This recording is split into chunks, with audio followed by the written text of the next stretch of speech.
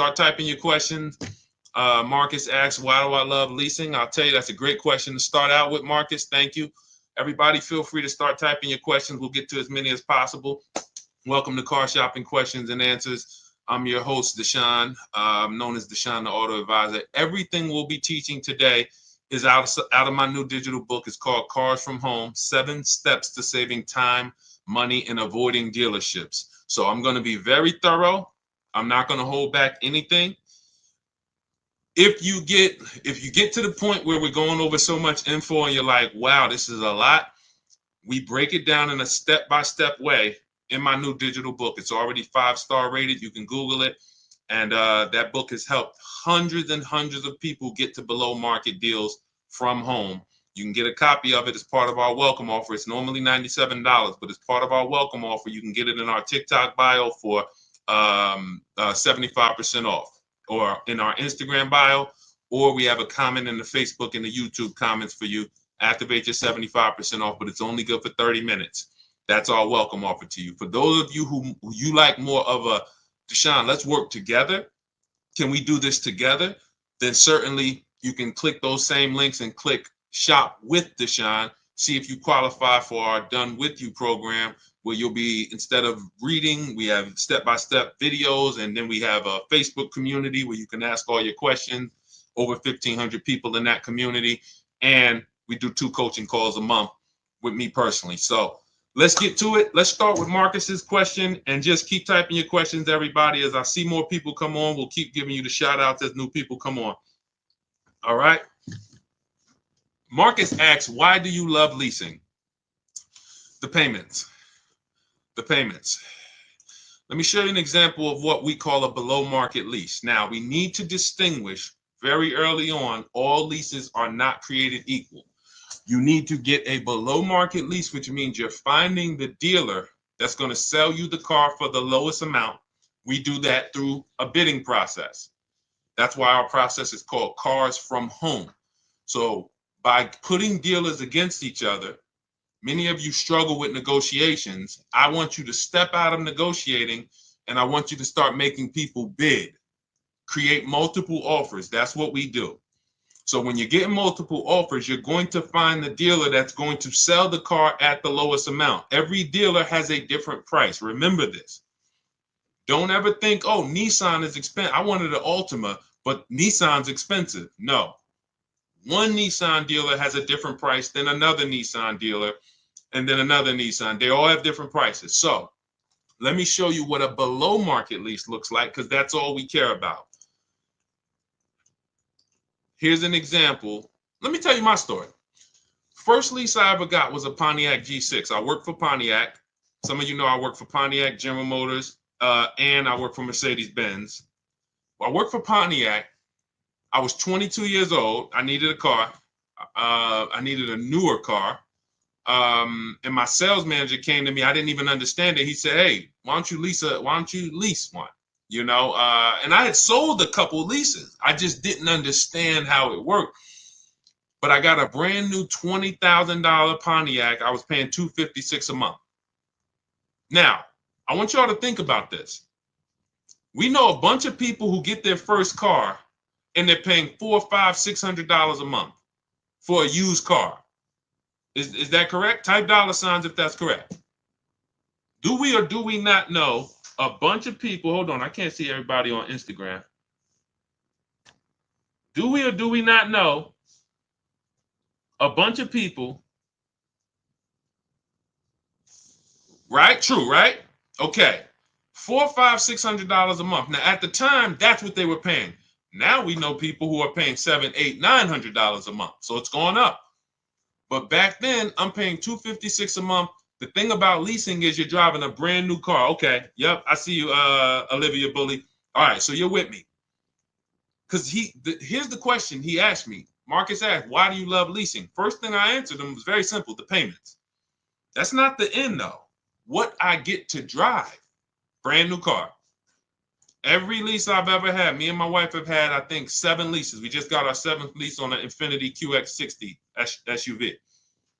So, and we purchased cars too. I've had cars we purchased. But here's the thing. All brand new cars. And I remember when I was 22, I was paying $256 a month for that Pontiac, but we had a friend who got a brand new Corolla and was paying $500 a month. Did she get a bad deal? No. It's a $22,000 car, add taxes, 25, finance that over 5 years, that's a $500 payment. It's not that she got a bad deal. She was taught, hey, I want a car, I got to purchase it. So let me ask you, you're a young 22-year-old starting a family, you're driving a brand new car, you're paying $256 a month, another person driving a brand new car paying $500 a month. Who's winning? The lease or the purchase? L or P? L or P? Let's go, chat. Some of y'all know. If this is your first time here, type the number 1 because y'all going to get to know what we do here. Type the number 1 if this is your first time ever on a car shopping questions and answers stream with us. Arturo, good to see you. Rosa, good to see you. Shirley Johnson, good to see you. Jess, if this is your first time on the show with us, good to see you. Susan, all right. Eagles, I see you. Rosa, I see you. Lauren, good to see you checking in. Love, good to see you. All right, Olivia Blue, this your first time. Glenn Coop. All right. So for those of you, this is your first time, the way you get the most out of what we do here is stay by the keyboard. Stay by the keyboard because this is active. We're only here for about an hour and then we're out. We can go back to doing what we were doing, but God willing, you don't go back to car shopping the way you were car shopping. We can change the way you car shop on this stream, but you got to be tapped in. So that's the difference. The person who's leasing is paying far less. Now, let me give you an example of somebody like one of your peers. Forget about me. Look at somebody like, let's take Zafrina. Now, Zafrina got a 2024 Jeep Grand Cherokee. Look, $579 a month. $579 a month. This is a $66,000 vehicle. It's an electric SUV, $579 a month. Now, some of you know, every $5,000 on a car loan is how much per month? I don't expect any of you who this is your first time. Good to see you, PJE. Good to see you. 39, I see you. A lot of first-time people on here. But for some of you who know, you know what we teach. Every $5,000, Chuck Gibson, my man, good to see you. First time on YouTube. Thank you, Marcus. $100. So I want you to burn this into your head, everyone. Whenever you look at a car, every $5,000 on that price is about $100 per month. So when you look at a $20,000 car, and I want you to get used to associating the payment with the car without a down payment. Because if you go in like this, now you'll know how to control. No one can manipulate you.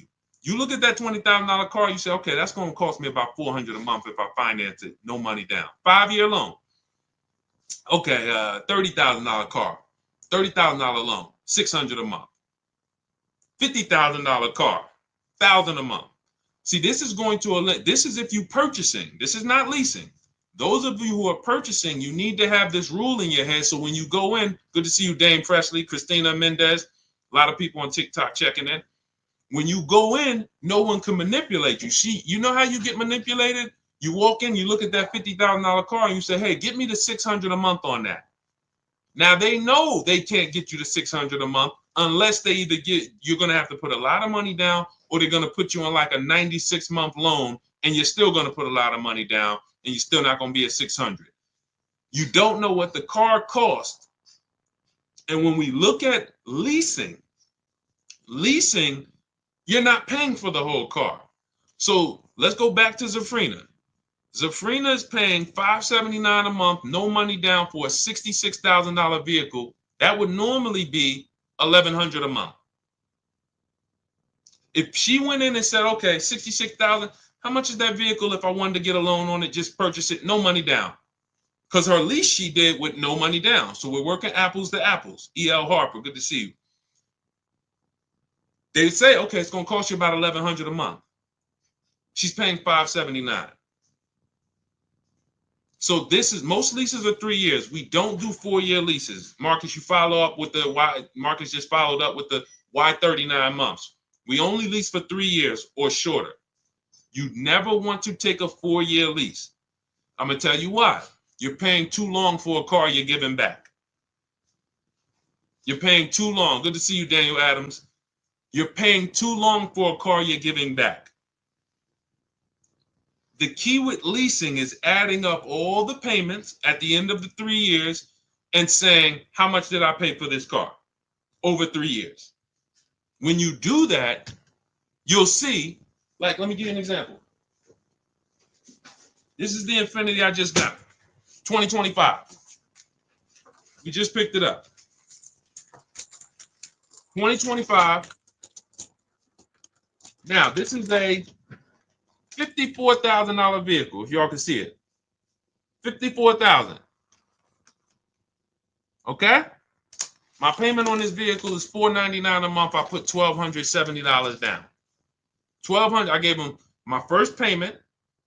I gave them the motor vehicles and the dock fee came to about $1,270. My payment's $499 for 36 months. Now let's add that up. Remember, $54,000 vehicle. How much would that be if we took a loan on it? Somebody tell me, based on our rule of $100 per. What's up, Zachary Hoffman, Ernest Pearson? A lot of people on TikTok today. Good to see y'all. How much would this car cost? I can't see everybody checking in on. It doesn't tell me when somebody checks in on Instagram. But how much would this $54,000 car be approximately? Yep, little under $1,100 a month. If we just went in and we just said, "Hey, finance me this car, 5-year loan, no money down," I'm gonna be about $1,100 a month. Now, let's add this up. I'm paying $499 a month for 36 months. That's $17,964, and then I gave them about another $700. $18,600 is what it's costing me over 3 years. $18,600. Now that is what we call a steal. It had a great lease program. They took off $8,000. The dealer that won the bid took off $8,000, beat all the competition.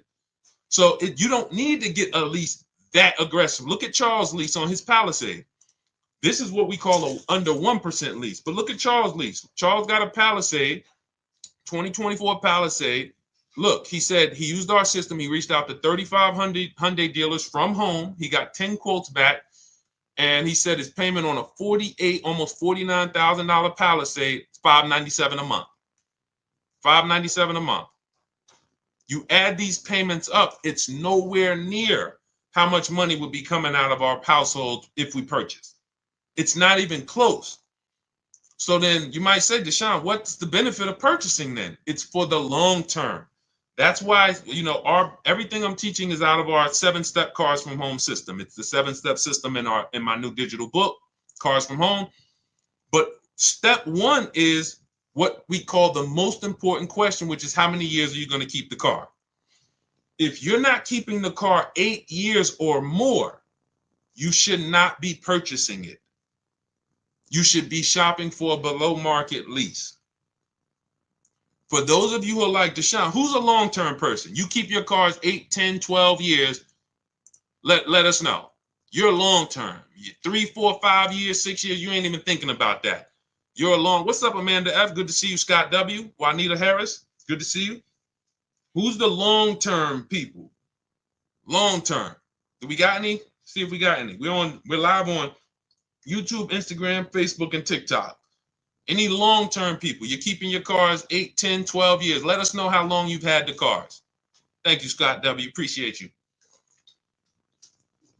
Okay, Glenn Coop. How many years are you going to keep the car? You said you're long-term, but how many years? How many years have you had your last car? Put it like that.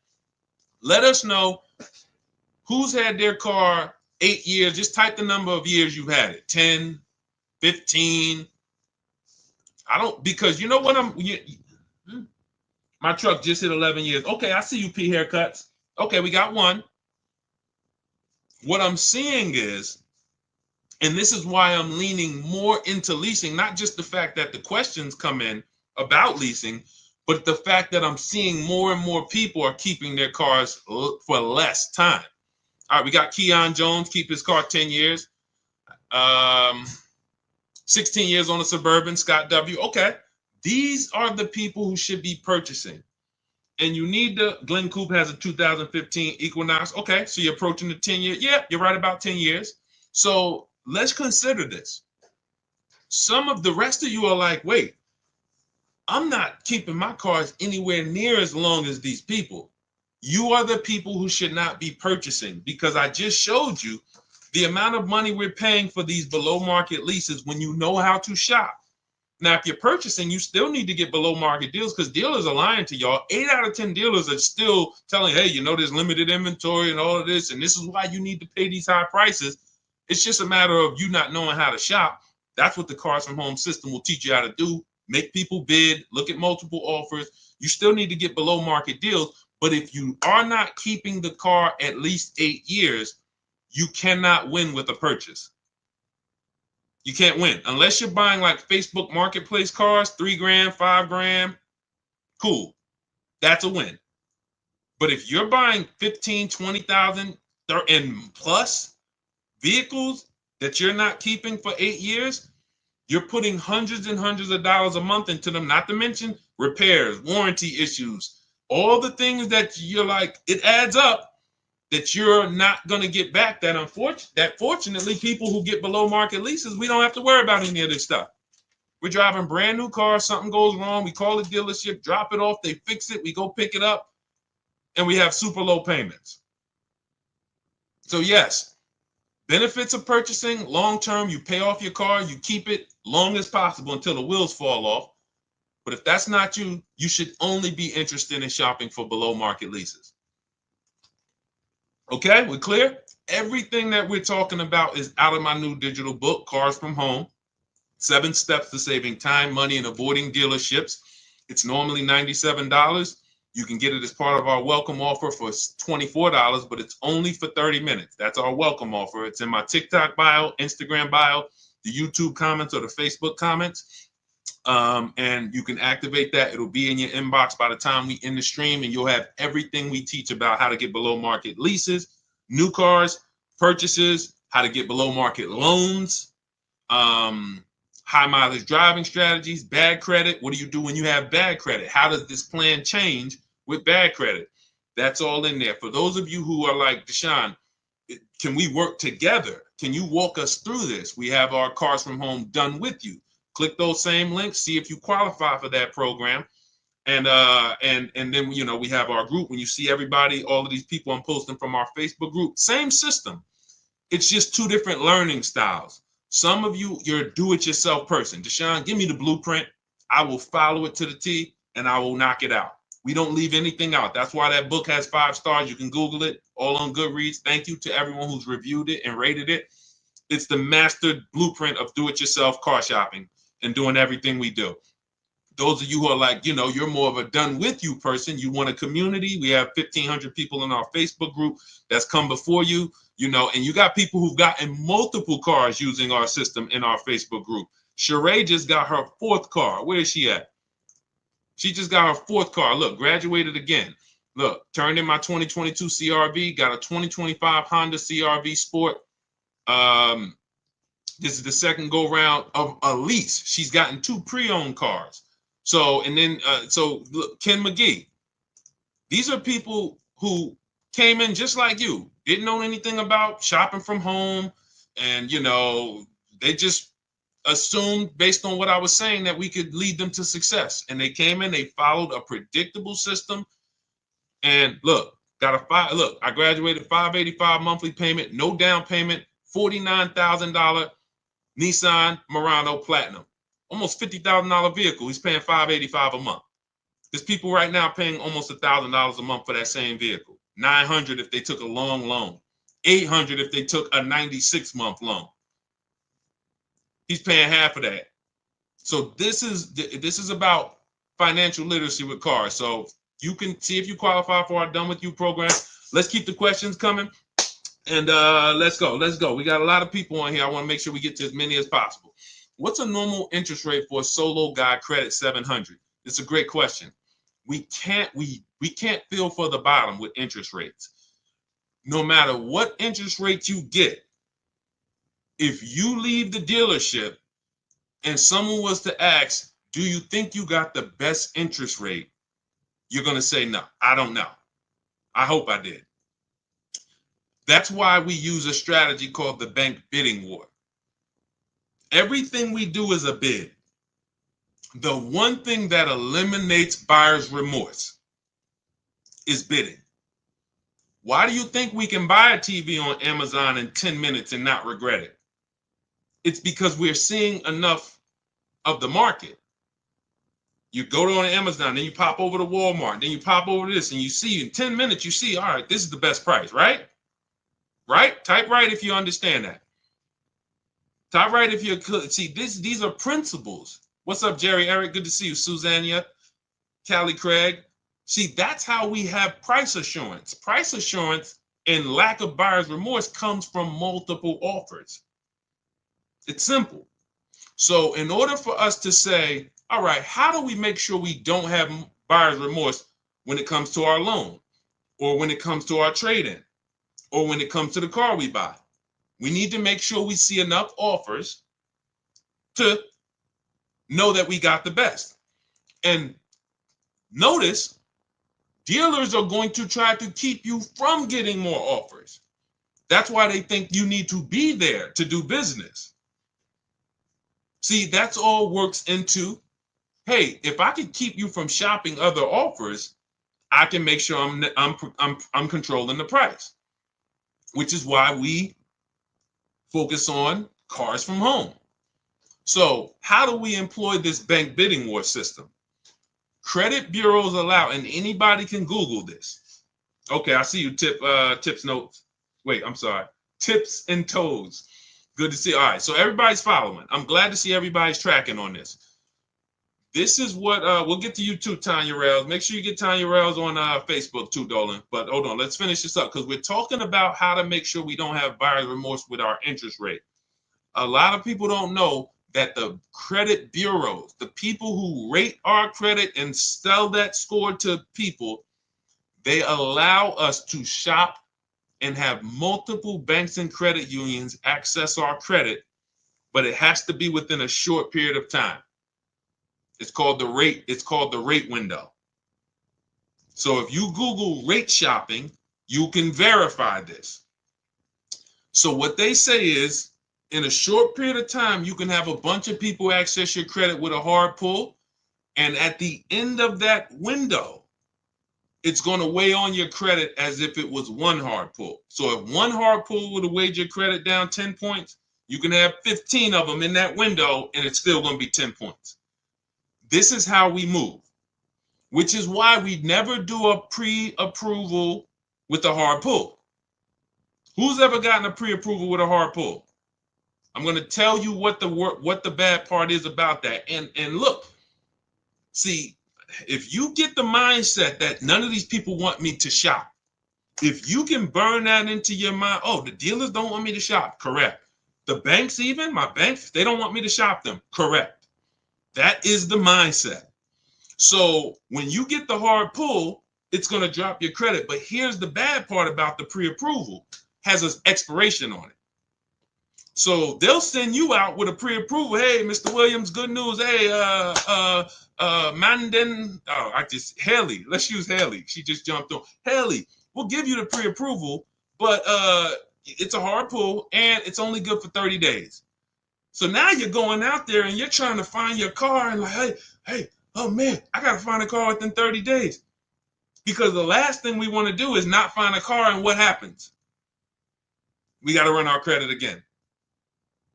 So we literally have the bank who's supposed to be helping us, hurting us, which is why we don't do any pre-approval with a hard pull ever. Ever. We are not going to limit ourselves and force ourselves into this rush shopping. One thing you're going to learn as you use the cars from home system is we don't rush shop. Some of you, you're in an emergency. That's no problem. Okay. Listen, if you need a car in a short period of time, we have people who, Ansley got a 1% lease. When he got his car, he came in and used our system. Our system is designed to go through in seven days. You can get your car in 7 days below market deal. That's not a problem. You can see here, he says, look, one car down, he had 2 more to go. 2024 QX60 Lux, $58,000 car. He got it for $554 a month. He said, look, I started the process Saturday, accepted a deal Monday. That's it. He started on a Saturday. He had his offers coming in on Monday, and he was good. So it's not a matter of time. It's a matter of knowing what to do. But what we don't want to do is make emergency shopping our norm. Because a lot of people, you think, oh, if you come in and tell a dealer, hey, I need a car by next week, that hurts you. We don't want to be emergency shopping all the time. You want to be in a position where you can say to a dealer, hey, yeah, I can make a deal today for sure, but I don't need to make a deal until, 3 months from now. Your ability to say no is leverage. So we don't want to continue to always be emergency shopping all the time. And with our system, you won't be. Some of you, you're emergency shopping because you have so much anxiety, you just wait and put it off. And next thing you know, it's like, oh man, now I need a car. And now you're going in and this is all working against you. So we are not running our credit until we found our deal. This is going to sound way different than what you've been taught. If the banks were giving soft credit pull pre-approvals, we wouldn't need to do this. But they're not. Because they're trying to lock us in, they're no longer doing these soft credit pull pre-approvals. If you can find one, if your bank does it, that's what you want to do. Soft credit pull pre-approval. Tell me around about what you think my interest rate would be, and then let me go shop. Now, if your bank or credit union does that, that's the move. Once you do, in our system, we have a calculator that we do. We use the average interest rate. We put it in the calculator so we can budget, because the only purpose of a pre-approval is to budget. That's the only purpose. Just like when we buy a house, you're pre-approved for $400,000 at a 4% interest rate. Now we can budget. Let's go find our house. Same thing with a car. It's only to budget. So we have a budgeting tool that we use the average interest rate, and then you plug it in and you tell it what you want your monthly payment to be, and it factors in taxes and all of that. We have custom calculators, but what you want to do is go shop for your car, get your bids, shop for your used car, find the best one, and then you start to tell your banks and credit unions, here, make me an offer. That's when you are going to let people run your credit with a hard pull. This is called the bank bidding war. This is a system we've been using for a year.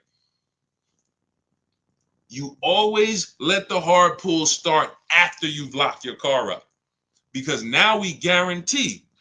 How many of you have tried to called your bank and said, hey, could you give me a pre-approval? And they say, well, tell us about the car. Thanks to everybody. I see you, Marcus. Thanks for liking the broadcast. Thank you so much. How many of you have went to called your bank and said, hey, I like to get a pre-approval, and they say, well, give us the information on the car. Well, if I had the information on the car, I wouldn't need the pre-approval, right? Thank you, Crystal. Thank you, Princess VVS. Appreciate you. Shout out to everybody liking the broadcast. Appreciate you. Right? So they're working against us. It's okay. We just need to realize that. There's nothing wrong with people working against us. Just let's be aware of who's working against us. So now what we're doing is we're locking up our car, finding the dealership we're going to get our car from. You can do it our way, you could do it your way. Find your car, and once you lock the car up, that's when you're now coming home and saying, all right, let me call my bank, let me call my credit union, let me go online and let all of these people run your credit, because it's going to be within a small period. And then what we do is we see if the dealer can beat it. All right, here, my best interest rate is 5.7. Dealers probably have another 5, 10, 12 banks that they work with. If you guys can beat the 5.7, I'll do the deal with you. So now you've shopped everybody and let them bid, and now you're letting the dealership bid. And now when you look at the end of the month, all right, I guarantee I got the best interest rate because all of these people were competing. Type dollar signs if that makes sense. Type a dollar sign if we got that. Okay? I don't want to move on to the next thing until I'm sure we got that. This is called the bank bidding war. This is how we guarantee. Okay? Okay, I see you tips and toes. All right, I see you, Princess V. Okay. All right. This is the bank bidding war. This is how you guarantee the only way. Look, I need you getting to a point where you no longer are buyers. If you can walk out of dealership and I can come to you and say, hey, Al Berrigan, good to see you. You just got your car. Hey, you think you got a good deal? Yeah, Deshone, I think I got a good deal. Would you bet $1,000 that I can't find a better deal? Oh man, no, I ain't gonna bet that. All right, listen, how much did you get for your old car? You traded it in? Yeah, they gave me like 12,000. Would you bet $1,000 that I can't find somebody that would have paid more for that quicker? No, I ain't gonna take that bet. No price confidence because there's been no bids. But if you bid your car out to CarMax, Carvana, in step 2 of our process, we have a 7-step process. Step 2 is the equity assessment. We're getting bids from CarMax, Driveway, Carvana, KBB Instant Cash Offer, Car Guru's Cash Offer, AutoNation Cash Offer. 6 offers we're getting. Takes us 20 minutes. So now if he bids that out and you say, hey, you think you got the most money? Yeah, of course I did. Because I let all the people who buy cars make me an offer. When we bid out our loan, when we sit at home and we see the entire market on a used car, every used car within 100, 200 miles of me, I seen it. I made sure I got the lowest one. I'm shopping for a new car or at least I'm talking to 25 dealers in our system. We have something called the 25 to 5. We reach out to 25 dealers all online. We're not talking to these people. So those of you who are like, I don't like to talk to salesmen, we don't talk to them. I wrote all the scripts for you. You got all the emails. You just copy and paste them. We know everything they're going to say because I had to use those same scripts they used, and we keep the conversation going. When you get those offers, we're reaching out to 25 to get 5 offers. Price confidence. Price confidence always comes from bids. It's the only way. All right? Great question. Everything we're going over so far, everything I'm teaching is out of my new digital book. It's called Cars from Home, 7 Steps to Saving Time, Money, and Avoiding Dealerships.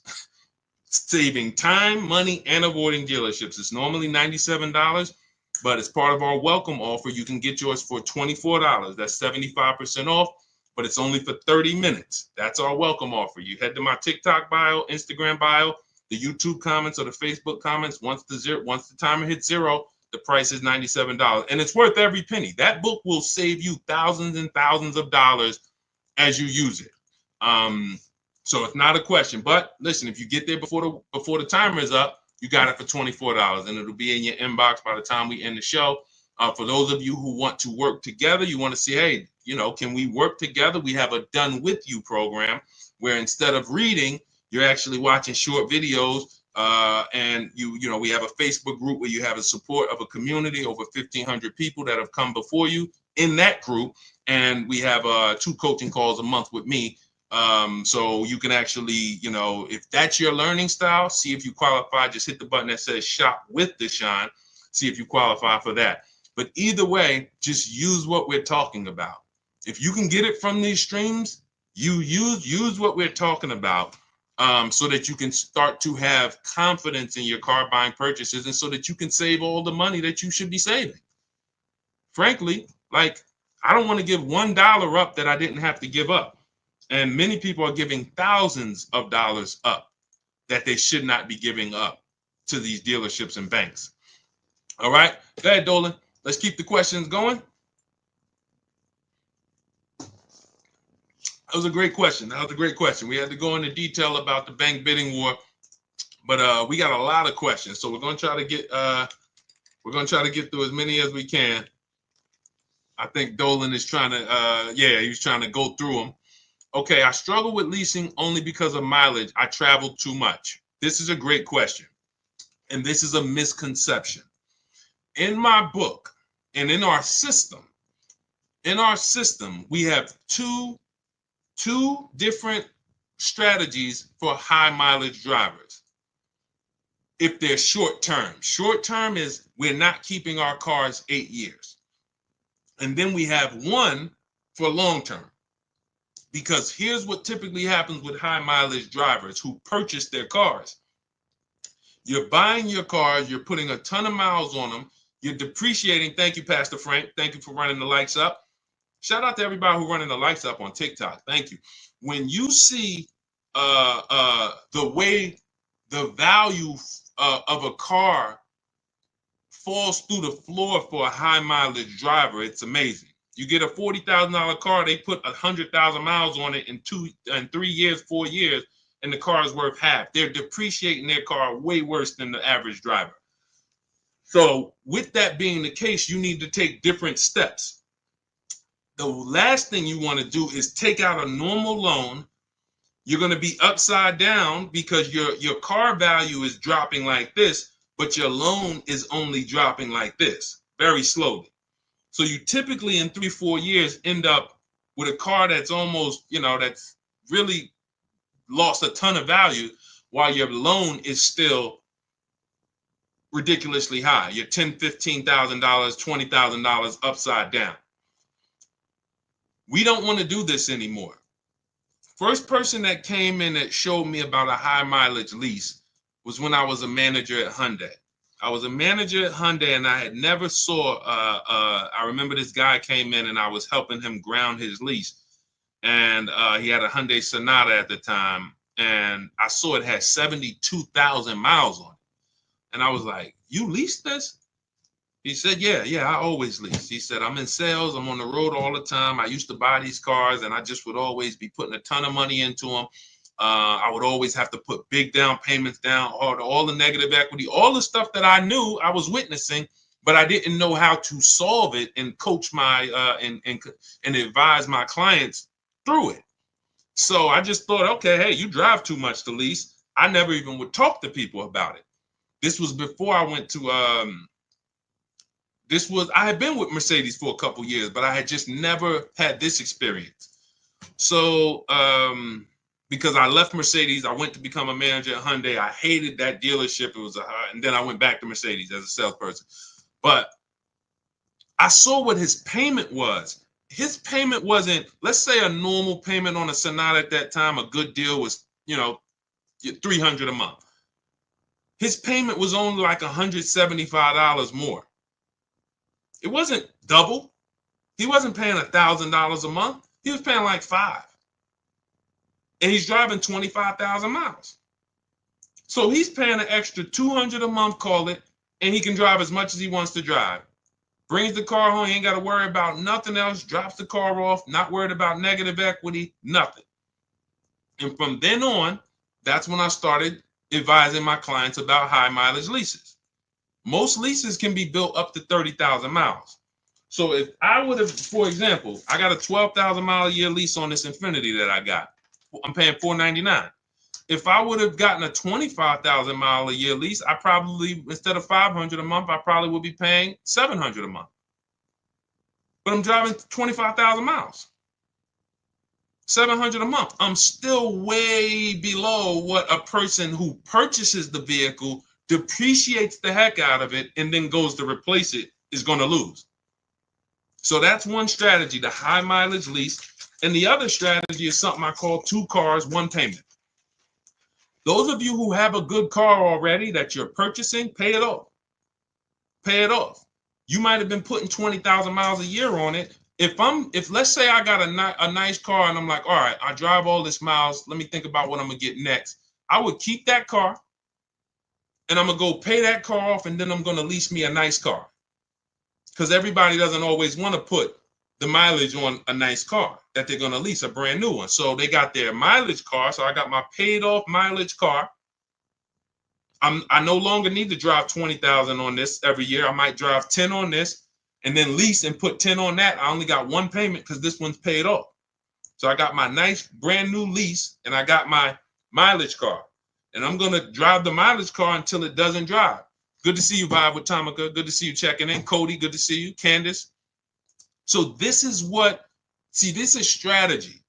In our system is tons of strategy depending on who you are. But if you now look, let me just tell you this. You might say, Deshone, I keep my cars 8-10 years. This is the same question we're talking about because we spent the early part of the stream talking about leasing, and we had a question. We also talked about shopping for interest rates. but then a person said they struggle with leasing because they think they drive too much. But at the end of the day, what you got to understand is it goes back to rule number one, which is the first step in our process, is how many years are you keeping the vehicle? If your question is more than 8, thank you, Vibe with Tamika. Shout out to the sharers. If your answer is more than 8, you don't need to lease. Doesn't matter how much you drive. Leasing is for people not keeping their cars 8 years. Does not matter how much you drive. If you're going to keep the car 8, 10 years, put 20,000 miles on it. Just go find a car that is capable and quality and goes the long run. I'll buy a car if I was, 20,000 miles a year, 25,000 miles a year, put 200,000, 300,000 miles on it, and just replace the car after a while. I get up one day, the car is not going to start. Man, it got 300,000 miles on it. I'll go get me another one. No reason to lease. But if you're not keeping 8 years, you should not be shopping for a purchase. Below market purchases, below market leases. Below market purchases are for people keeping 8 years or more. Below market leases are people not keeping 8 years. Very simple rule. And it's a rule. People who are in cars from home, the people who use our system, the people who learn from us, they know this is a rule. We don't break it. We don't break it. All right. Niche, good to see you checking in. Alex Kuya, good to see you. Call me Meister, good to see you. A lot of people checking in today on TikTok. All right, let's go. Let's get a couple more in. We got some more time. Let's get to as many more as we can. Type your questions. We will try to get to as many more. Let's not forget Tanya. Oh, wait a minute. Tanya, what about the extra mileage you made go over? Okay, hold on, Dolan. Okay, wait a minute. We'll do this one, and then we'll bring up Tanya's question from Facebook. I bought my lease out. Was this a mistake? In many cases, it was. And I'm going to tell you why. All right. When you buy, how long is the average lease? Type the number of years. I think many people know this, especially some of you who lease. How many years is the average lease? Let's go. Type. All right, Veronica Christian. Yep. 3. Exactly. When you look at the average lease and then you say to yourself, let me tell you a story. Tips and toes. Let me tell you a story. Because you might forget a lesson, but I find you won't forget a story. I'm at the dealership. I'm at Mercedes, right? Person walks in. They're like, I'm looking at this new car, they want to purchase. Like, okay. I look at their old car. Now I can see they got the old body style. So I can see it's a couple years old. What year is the one you got? Told me the year. It's about 5 years old. I said, did you buy it when it was new? He said, yeah, I bought it brand new. I said, okay. This is a story about why we never buy our leases out. Okay? Why we never buy our leases out. So I said, okay, how much you owe on it? Nah, I don't really know. I'm not too sure. Okay, we'll find out. So we pick out a new car. We pick the one he likes. We get to the numbers. I said, okay, I got to call your bank. I got to see how much you owe on this. Now, if a person has owned a car for at least 5 years and they bought it brand new, wouldn't you think it's paid off or either almost paid off? Yes or yes? If we looked at a person and said, okay, your car's 5 years old, and they say, yeah, I bought it brand new, I've been paying on it, wouldn't we think that car is either almost paid off or it's paid off, right? Yes, vibes with Tom. Yes, right? Where we at? I want to make sure everybody's clear. You got to be following this. If we looked at a person who had a 5-year-old car they bought it when it was new, wouldn't we say that car should be almost paid off? Yes? Okay, yes, tips and toes. All right, we're clear. So I'm thinking I'm about to call. Now, here's what I already know, because I'm already aware of the 8-year rule. I'm already aware that this person has paid a ton of money because you bought that car brand new and it's almost paid off. and it's a Mercedes, but even if it wasn't, it could have been a Chevy. You still put a lot of money in that car, and I know when you see what it's worth, it's not going to be the greatest thing in the world.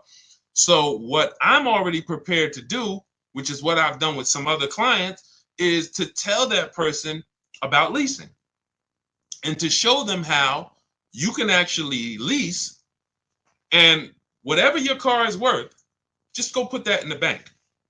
Because these are typically people, when they buy new cars, who are used to putting 20% down. They're used to, 10 grand down, 12. They're used to that. They're used to whatever their old car is worth, rolling it over into the new transaction. They're not used to saying, wait, so you're telling me I could lease the brand new car that I want. I don't really have to put much down. And if my car is worth 15 grand, what do I do with that? Yeah, you just put that in your bank. Really? So I'm prepared to deliver this information. So I talked to the used car manager. Let's say the used car manager says, okay, the car is worth about, 18,000 because it was a Mercedes. So I call the bank. Hey, I'm calling for Mr. Jones. We'd like to find out his payoff. Yes, the payoff is $17,400. 17,000. Wait, how did? No, I'm sorry. No.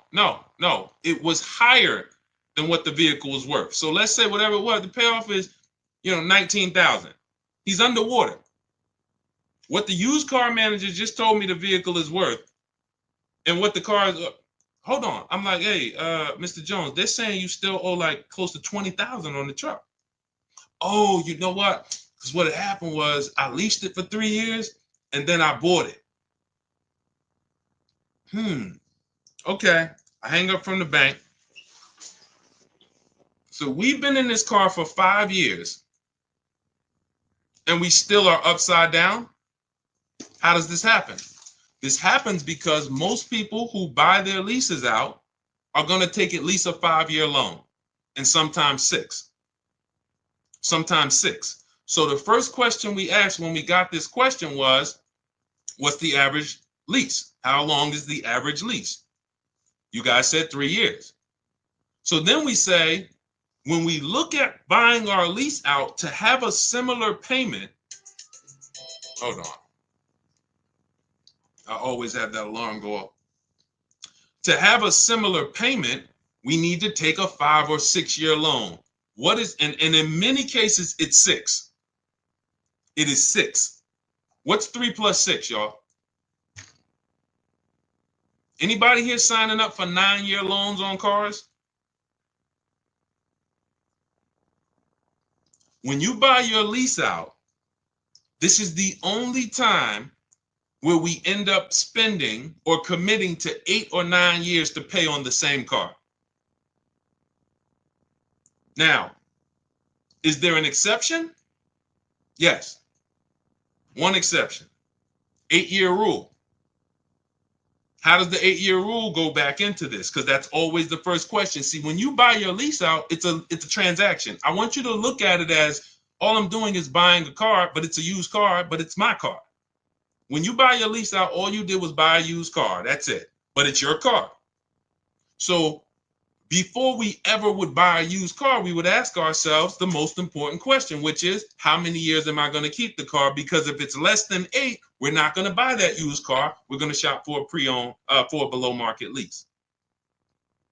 So if you said, all right, I'm going to buy my lease out, and from the day I buy it, I plan to keep it at least another 8 years, then go ahead, buy it.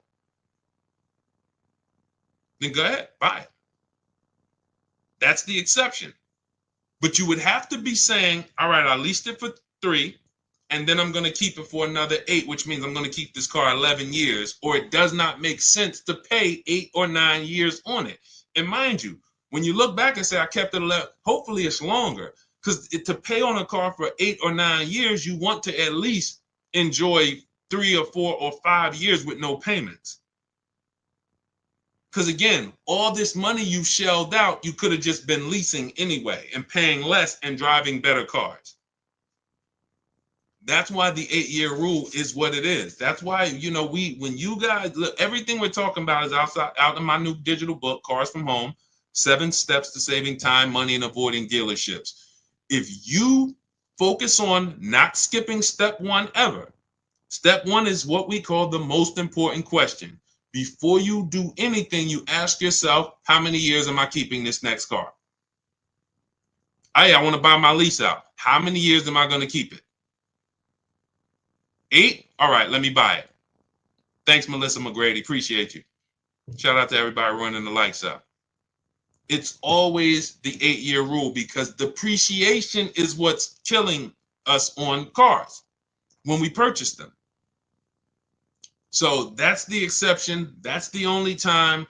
It's not like, oh, I'm paying cash for it, Deshone. Does it make sense? Doesn't matter.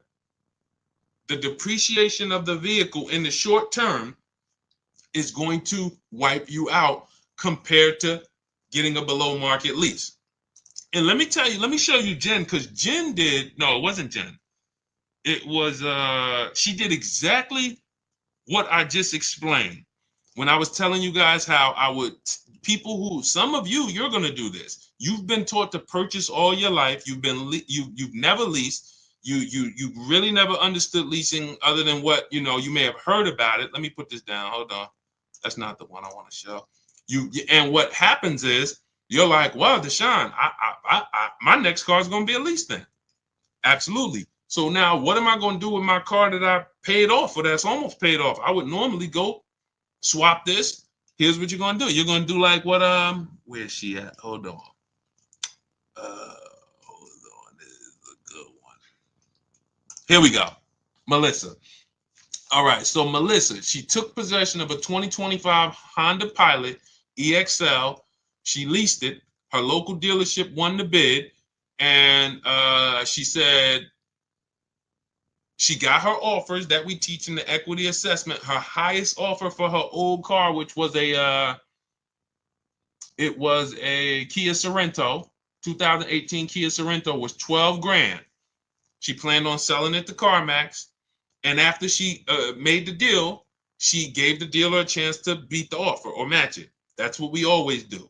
We come in with offers, and then once we do our business with the final dealer who wins, we give them the opportunity to match it or beat the offer. Saves us the time if they can match it. So now, look, they gave her the 12 grand, and she left out of there at $597, nothing out of pocket. And she's getting a check back for $12,000 in equity. You see what I'm saying? She got her brand new Honda Pilot EXL, great payment, no money down, getting a check for $12,000. That's exactly what this last 10 minutes we talked about was about. Some of you, that is your next move. Instead of going in to trade that vehicle that you would normally trade and buy another one and go into another loan for 5 or 6 years, you're going to keep that. You're going to do the equity assessment, CarMax, Driveway, Carvana, KBB cash offer, AutoNation cash offer, Car Guru's cash offer. Get those 6 offers. Take you 20 minutes. That's going to tell you what your car is worth. And then you're going to prepare to sell to them. That's step 2 in our process. But now before we can sell to them, we're going to move into shopping for our replacement car. Once we get our bids and find the dealer who's going to win the bid, now we go in. Hey, I'm getting a car from you. Hey, I'm going to sell my car to Carvana. Can you match it? I'll sell it to you. Oh, yeah. No. Oh, no, we can't match that. They're paying too much. Perfect. I'll pick up my car from you, sell my car to Carvana, put that money in my bank. Now I got this nice low lease payment with no money down, and this is the win. That's going to be your favorite car deal. You'll do that over and over again, but you'll never do that again. You'll never cash out a purchase to a lease again because you're going to know from now on, I'm not purchasing unless I'm keeping long term, and I'm not leasing unless I'm keeping, less than 8 years. But the transition in mindset and the process from, I've been purchasing, paying all this money, you're going to put a huge equity check in your bank account, and then it's going to be great. It's going to be great. So all of this is in my new digital book. Good to see you, Johnny Nixon. Good to see you, Alan B. Thea. Good to see you, It's DK. All of this is out of my new digital book. Those of you who are like, Deshone, it's no way I'm gonna remember all of this. I just give me the blueprint, give me the step-by-step. That is 7 steps to saving time, money, and avoiding dealerships. It's already 5-star rated. You can Google it. Thank you to everybody who's reviewed it. It's normally $97, but as part of our welcome offer, you can get yours for $24, but it's only for 30 minutes. You go to my TikTok bio, my Instagram bio, click the picture of me, or YouTube comments, Facebook comments. We have a link there. When you click that, activate your 75% off and get your book for $24. It'll be there. You have everything we teach about below market leases, how to get below market purchases, below market used cars, bank bidding war. It's all in there step by step. So you just follow each step, check off each step as you do it. And by the time you get to step 7, which is delivery, you're picking up your new car or they're delivering it to you. So that is the system. For those of you who you prefer a done with you, some of you will do it yourself. Give me the blueprint, Deshone. I will knock it out. That's the digital book. Those of you who are like, done with you, Deshone, can we shop together? Instead of books, instead of reading, you want to watch short videos, 3 to 5 minute videos as I walk you through the entire 7-step process. You can see if you qualify. Go to those same links, see if you qualify for our Done With You program. And then we have community with 1,500 people in our private Facebook group. You can get your questions answered, not just from me, but from 1,500 of your other peers that have come before you. Use this system. And then we do 2 coaching calls a month. You have up to 6 months of coaching calls with me personally as I help you get acclimated into the system. So when you see me share all of these pictures are from members of our private Facebook group. This is India. She got and she joined a year before she got her car. She said, I joined last year. She didn't need a car at the moment, but she said, I got back. She ended up shopping, got her 2024 Hyundai Elantra, 36 months. This was a $29,000 vehicle. She's paying $365 a month. No money down. $365 a month, no money down. This is what it's about. They're not me. I'm sure all of you know that I can do this. The reason why I showed them is because this is you.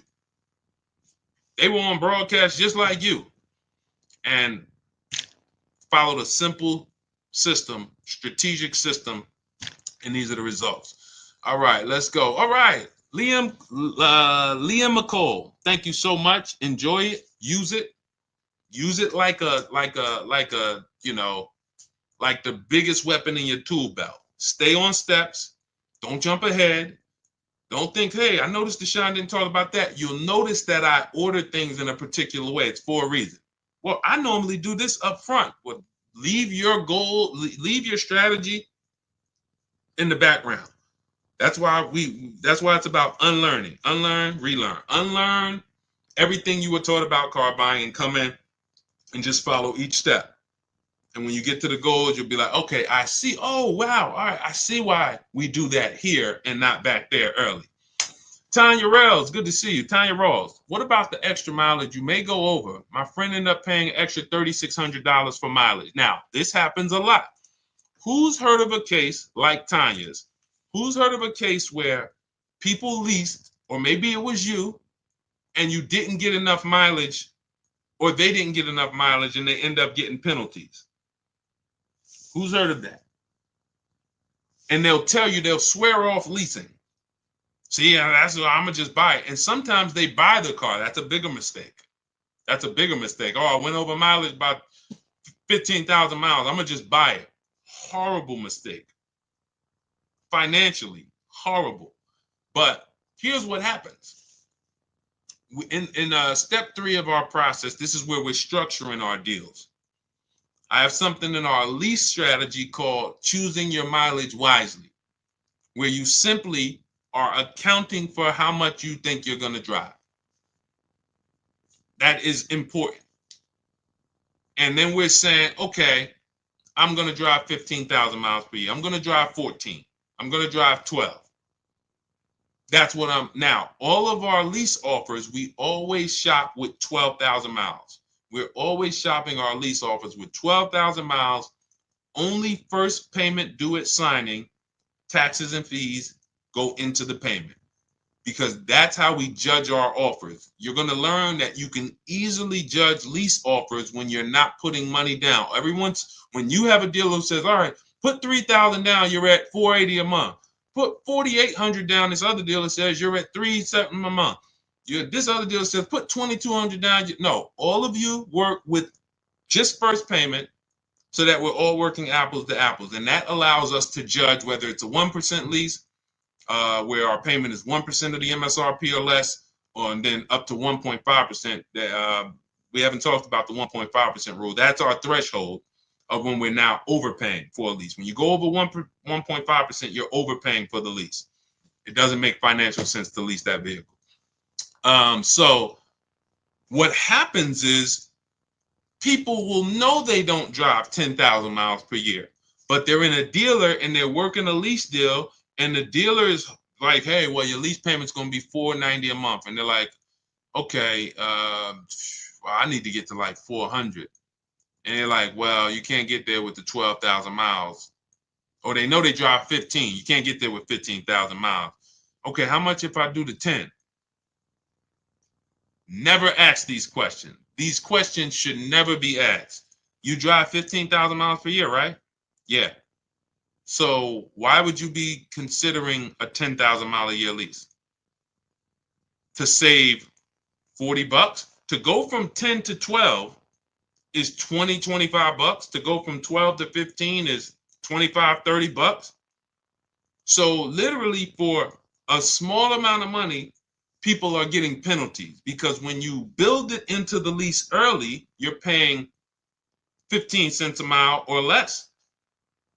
When you're penalized for it, you're paying 25 cents a mile.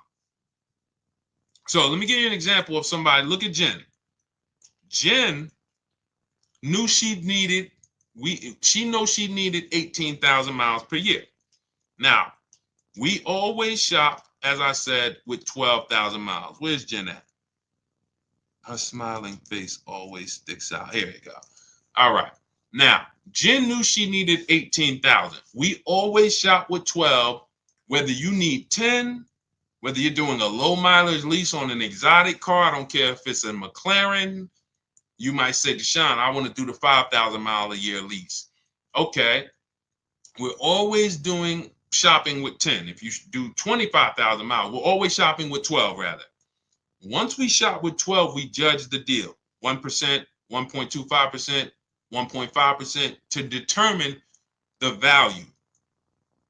Then we adjust to the mileage we need when we find the winning dealer. So you can see, she shopped her offers, $39,000 Honda CR-V hybrid, $512 a month she got. That ended up being a 1.3% lease. That shows the value is there. 1.3, great lease deal, but I need to adjust the mileage now. Now she tells the winning dealer, okay, perfect, I'm going to do business with you. Can you tell me what the payment is if I go from 12 to 18,000? She goes from 512 to 563 a month. That's it. Look, so excited to have my first lease ever. So look, this is what it's about. She paid $47 more and she's driving 18,000 miles a year. Now let's just do this math real quick, Tanya, so you can see where these people make mistakes and where we make sure we never do this. So now we just looked at Jen. Jen's paying $47 more times 36 months, $1,692. That's what it cost her over 3 years to drive all the mileage she needs, $1,692. Meanwhile, thank you, Mr. Lieber. Good to see you. Thanks for running the lights up. Meanwhile, if you look at somebody let's say Jen would have been doing what a lot of people do and said, well, I know I need 18, but thank you, Mr. Lieber. You sharing that. Thank you. I need 18, but I'm going to stay at the 512 payment. Now, instead of she still drives 18. That's 6,000 miles more per year, 6,000 miles. So over the course of 3 years, her lease, she's going to go over by 18,000 miles. And her penalty is going to be 25 cents per mile. $4,500. Type dollar signs if you understand. That's what people are doing. To avoid paying $1,600, they're paying a $4,500 penalty.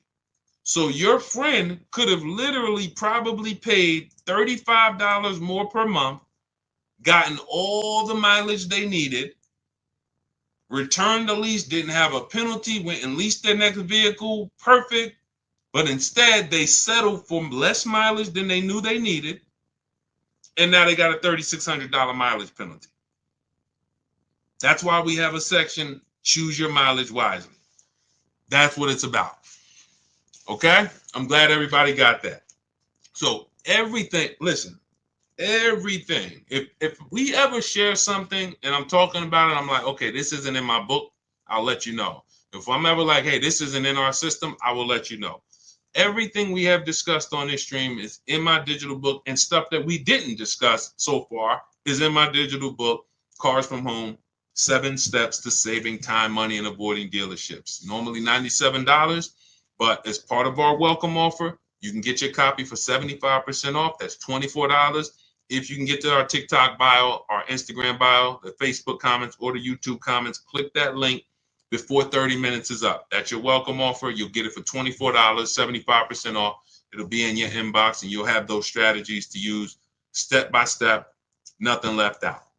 Okay? And make sure when you get your book, you screenshot the thank you page, just in case some of you type your emails wrong. You don't realize you're typing quick. You're trying to not make sure you don't miss the 30 minutes, and you type your emails wrong. Make sure you screenshot our support team's email. If you don't see that email in 5 minutes, make sure you check your junk, check your spam.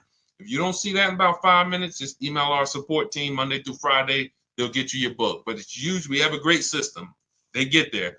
If you misspell it, that's the only reason it's not there. So anyway, for those of you who are like, Deshone, can we shop together? Do you have a more of a kind of an immersive experience where you guys are walking me through this? That would be Cars from Home done with you. You can click those same links in our bios or in the comments and click the button that says shop with Deshone. See if you qualify for that. If you do, instead of reading, we're doing short videos, step by step, 3 to 5 minute videos. You can do them on your time, and they're designed to get you to where both systems are designed to get you there if you need a car in a week. So it's not a matter of time. If you need a car in a week, what you need to know is what to do exactly. You don't want to be under the gun and not knowing what to do. Give me a checklist that I can operate under. So even if I'm in the rush, at least I know I have a checklist to get me through. So I'm not going to make a mistake.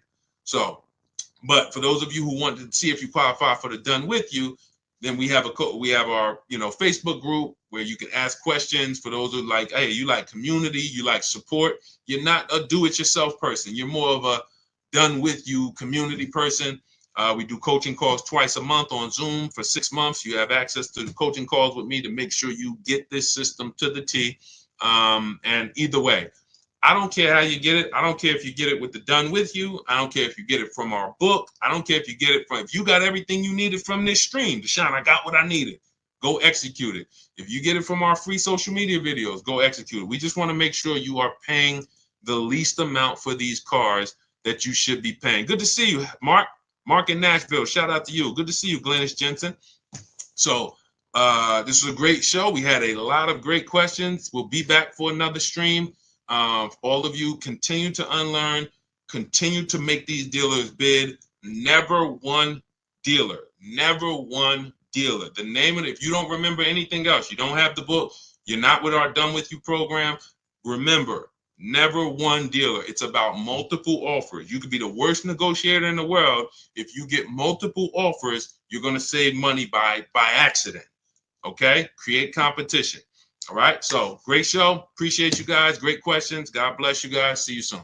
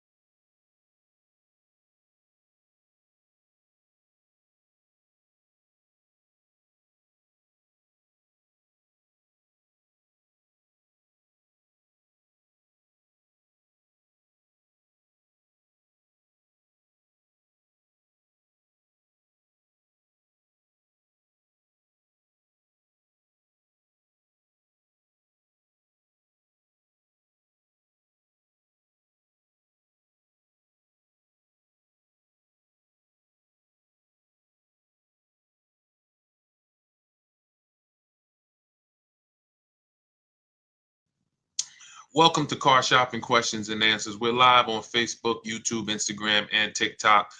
My name is Deshone. I'm known as Deshone, the Auto Advisor. And over the next hour, we're going to spend time getting your questions that you have about car shopping. I'm going to tell you some questions you should be asking that you may not know you should be asking. And then, feel free to ask ask any question. I have my man Dolan in the background moderating. So we're going to try to bring in all the questions we get from every platform to make sure that nobody is left behind. So feel free. Who's car shopping, right? Well, I always like to ask as you come in, if this is your first time on the broadcast, just type a number 1 so we can send a welcome to you. Willie B, thanks for liking. I see. Shout out to everybody hitting the likes. I appreciate you, Willie B, for. I've been very, very, we've been doing this since 2020. And I can't tell you guys. Welcome, Mark. I see you. Shout out to Mark on YouTube. Thank you. I cannot tell you how bad the deals are when you do not know how to get great deals. When you're going out here negotiating right now, the dealers, since the pandemic especially, have been using market conditions against you. Fake market conditions, limited inventory against you. And they sell you these stories that are just not true. But the minute you believe them, they are true. And what's up, Prodigal Son? What's up, Deanne Rose? Shout out to everybody checking in. Good to see you all. What we want to focus on, I want you to learn the cars from home mindset, which is cars from home. That is not just our process, that's the mindset. 90% of what you're going to do to pay less than everyone is out here paying is going to be right here in your house. It's going to be at work. It's not going to be in dealerships.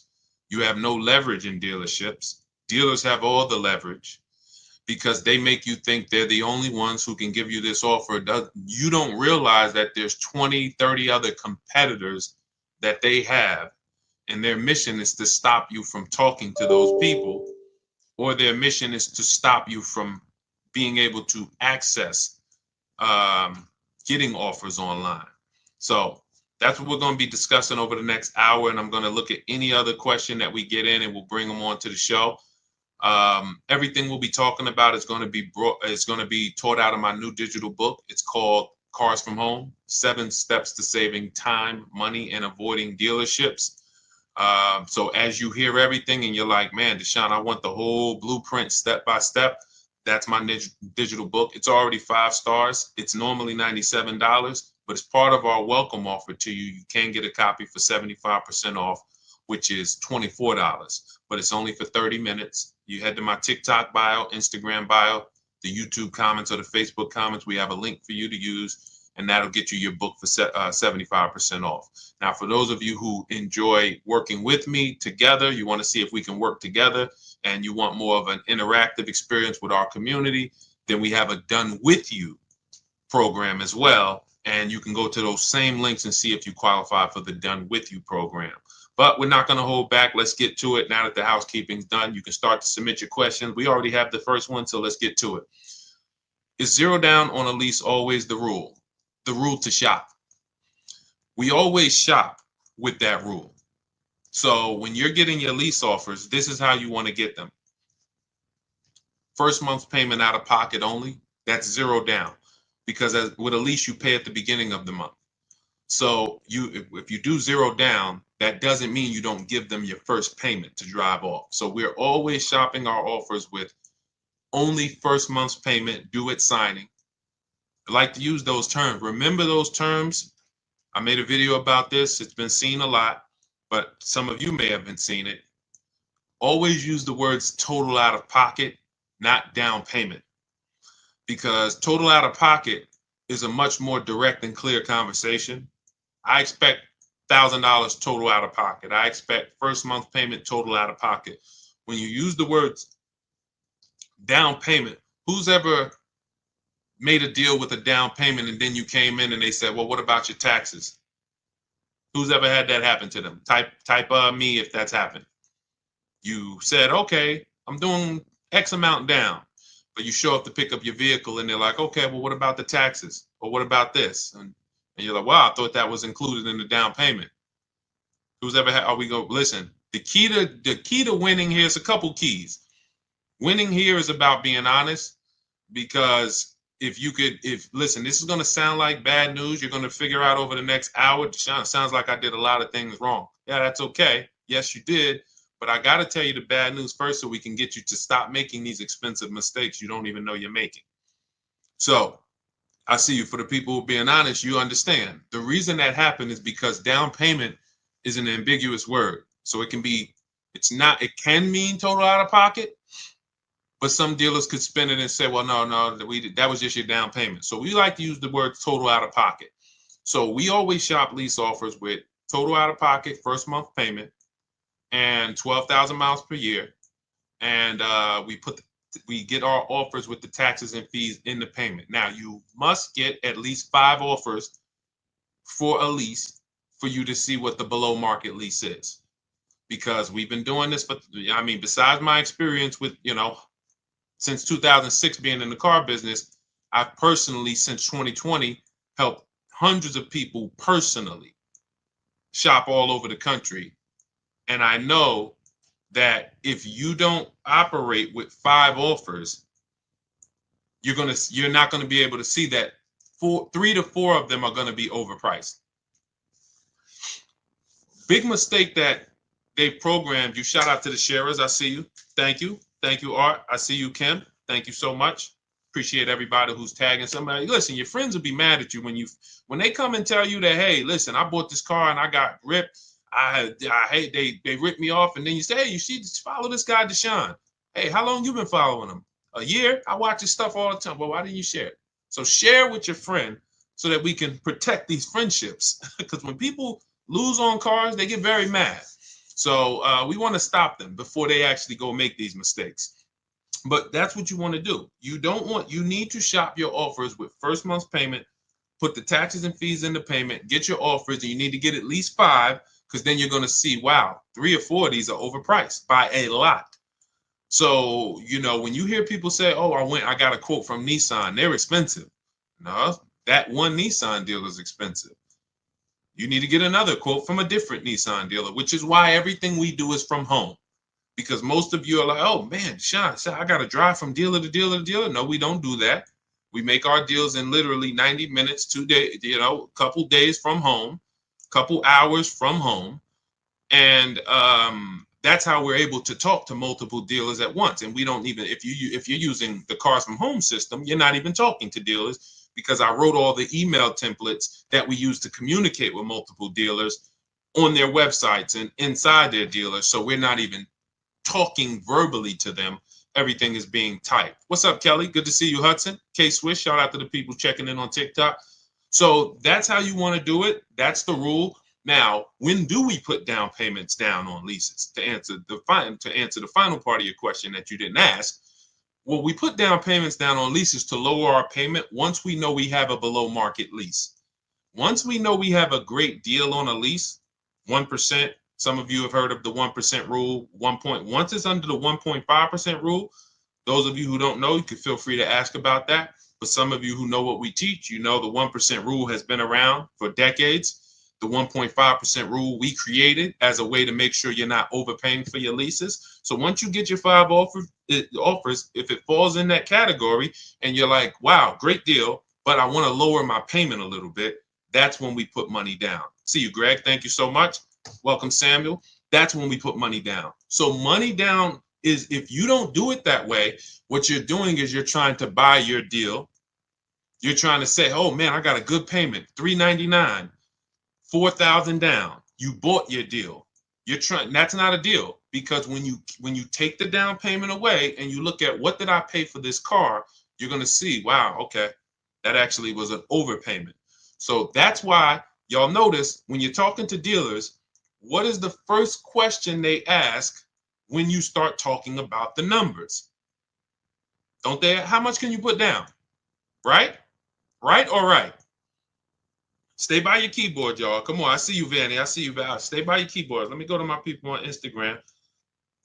Because in order for you to get the most out of what we're doing, you gotta stay engaged. The people who are going to get the most out of what we're doing, we're on 4 platforms right now live. I see you, Pam. Good to see you, Pam Erickson. I see you, Chief B, Instagram. You guys, the people who engage are going to get the most out of what we do. If you're sitting there and you got this playing in the background, that's not to say you can't get anything out of it. But for sure, yes, Devin, this is how you're going to get the most out of it.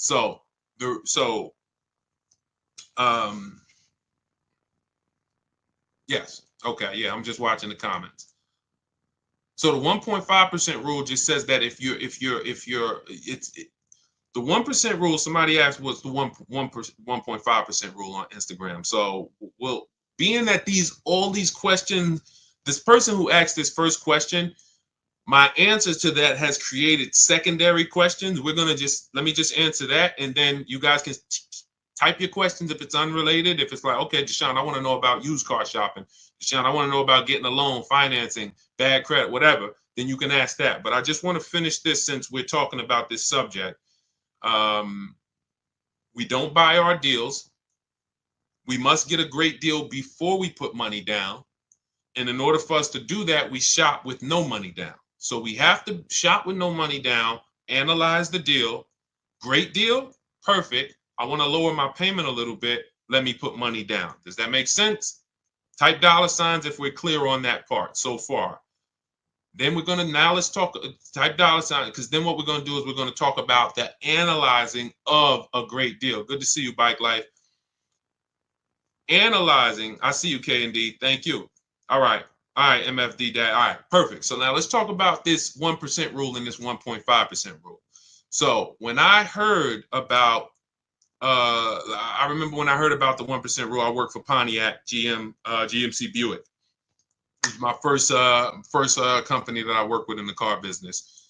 And I was hearing about the 1% rule then, which is if your lease payment is 1% of the MSRP or less, it's a steal. It's a steal. Doesn't mean you can't do better than 1%. You know, some of you, we talk about Frina sometimes, and Frina, she actually got a 0.88% lease. So we don't always want to even, there's several factors that are going to, you see her payment was $579 on a $65,000, almost $66,000 Jeep Grand Cherokee electric version. So you need certain things to be lined up to even be able to get a 1% lease. It's based on getting a big discount, which we're going to get by competitively shopping. We're going to find the dealer that's going to give us the biggest discount. But in order to get to the lower percentages, you need a great lease program. That's going to be your residual. That's going to be your money factor. That's going to be your any incentives, rebates. We don't know any of this stuff before we shop for the vehicle, because I know what some of you are thinking. Deshone, how do we know those vehicles? You don't. Frina didn't know that when she was shopping for that Jeep, it was going to come in at 0.88. All you can do, that's why when you use our system, we shop the market. It takes us a day, 2 days. We're getting offers and we can see, okay, this is what the market is on this vehicle. But the 1% rule is if your lease payment is 1% of the MSRP or less, it's a steal, great value. Add up all the payments. You'll see you're driving a very expensive car for a very low amount of money. That's the 1% rule. Now, when I first came to TikTok, because TikTok was the first platform that God blew me up on, I was hesitant to talk about leasing because I knew that some of you were going to go in and tell your dealers that you deal with, oh, give me a lease. And they were going to show you overpriced leases. And then you were going to take them because even an overpriced lease is better than your purchases. Even an overpriced lease is better than your payments you've been paying on it's a person who buys new cars because you were just taught, I was just taught, Deshone, buy my cars. You go in, you buy a $50,000 car. That's going to be wait, let's see, because we might have some new people on here. Who knows this question? In fact, the first person who answers this, you got a free copy of my digital book, Cars from Home, 7 Steps to Saving Time, Money, and Avoiding Dealerships. Every $5,000 on a car loan, when you look at a car, every $5,000 is how much per month? I'm watching Facebook. I'm watching. Every $5,000 sorry, on a car loan. Sorry. Anybody? Jordan, you got it. Jordan was the first person I saw. Every $5,000 is $100 per month. Jordan, just send me a message here on TikTok with your with your email, and I'll have the team shoot you a free copy of my digital books. $97, but you got a copy of free. Wait, hold on. I don't see. Oh, yes, it was Aman. You're right, Aman Cordova.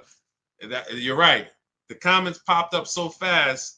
You're right. You were first.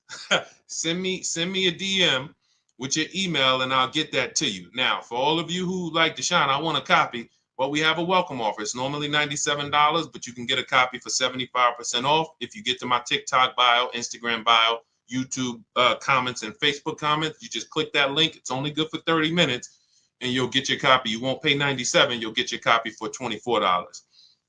But so now let's take that and so when you're looking at a $50,000 car, that is going to be a rough, no money down. Again, see, people will tell you all day long, well, I got a $50,000 car and I pay whatever for it.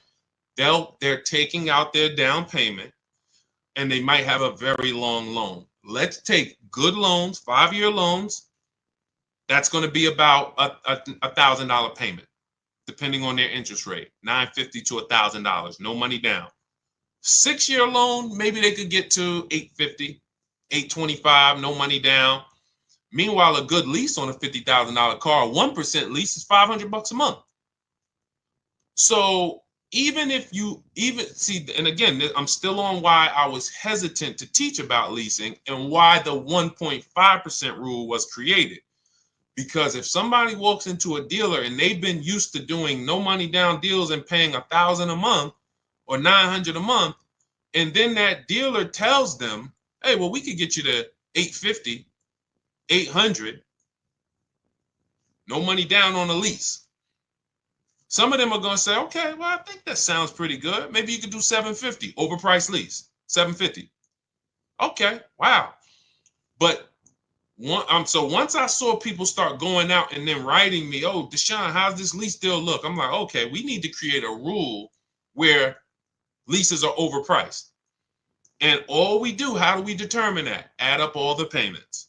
It's very simple. Add up all the payments. And when you go above 1.5% of the MSRP, take the total MSRP. This is the price on the window sticker. This is the price on this window sticker.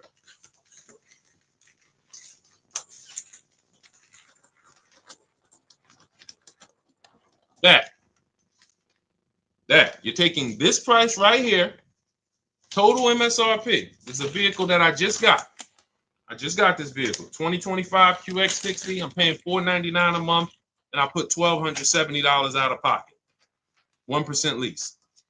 I didn't get it negotiating. It didn't take me battles with dealerships. I made the deal from right here, the same way I want you making deals. Now, when your payment is over 1.5%, and again, why was this able to be here? Well, I had a loyalty rebate because I have an Infiniti. They took off $8,000. They had rebates, and they had a good lease program. That combination created a 1% lease for me, under 1%. Now, let's say a brand doesn't have as many rebates. All right, with a great deal, maybe 1.2, 1.3. Let's say a brand has more demand, less discounts. All right, 1.4, 1.5. But the minute you start paying over 1.5 for a lease, you're now paying too much money for a vehicle that you're giving back in 3 years. Makes no financial sense to do the deal. So that is where the 1.5% lease deal came from, the rule came from. And, so if that answers your question. Welcome everybody who just jumped on. I see the people are starting to come in. Keep typing your questions, Dolan. We could bring the next one in because I see a lot of questions coming in. So let's keep this thing moving fast as possible. We don't worry about money factor and residual. That doesn't matter. You can't control those things. So the way you can, again, we're getting follow-up questions. Keep that question up. Somebody has a question about purchasing with bad credit. But what the reason why you don't worry about those things is because you can't control them. You can't control if a dealer's marking up the money factor. See, again, all of this is revealed by multiple offers. If you come into my dealership when I was there, if you worked, I worked at Mercedes. If you come in, okay, Deshone, what's the money factor? All right, it's 0.00270. How do you know if that's true or not? You don't. You can't go shop me against your bank. You can't go say, well, I'm going to use my bank to get the lease. You can't. So there's no point in you worrying about things you can't control. The residual value, I don't care about that. What I care about is multiple offers from multiple dealerships from home.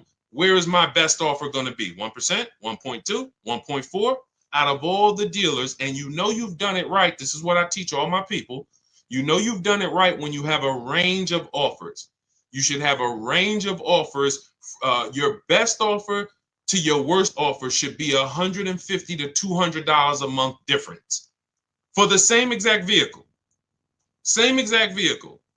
You should be able to see, wow, the best dealer is like $505 a month, and the worst dealer is talking about $700 a month. That means you've done it right, because 4 out of 5 are going to be overpriced. But everyone I teach who've gotten deals, when you look at, some of you on TikTok, you can't see this, but if you watch the replay on Facebook or Instagram, you'll see a bunch of people that we share all the time in my groups. They send me their deals, and we can see, look, 1%,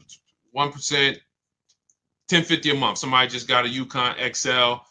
They dropped the pricing from 75 to 36 to 70 grand, 1.5%, because it was a 2025 and they have no supporting programs. They have no big rebates, brand new vehicle to the market. Then you have 585, 1.1. This is a $49,000, almost $50,000 2024 Nissan Murano Platinum, 585 a month. Ken got right around the holidays, 1.1% of the MSRP.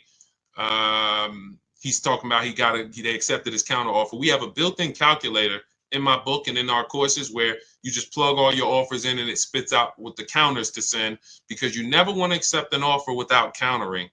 But this is what no one here is worried about. Residual, they don't even know it. We don't know it.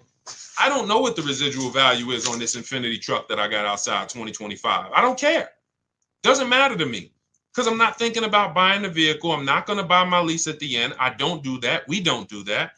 I don't care what the money factor is. All I care about is my payment is 1% or less of the MSRP. My payment is 1.2% of the MSRP. My payment is 1.4% of the MSRP. I don't care about how we got there. I don't care about how many rebates they had or didn't have. None of that stuff matters to us.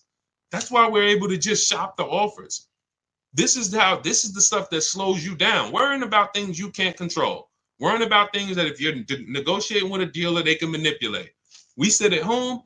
We use the scripts and emails that I use, that I've written for you guys, send them out, let the offers come in, and then we see where the best one is. This is how we shop for new cars and leases. Very, very simple. All that other stuff is a waste of time.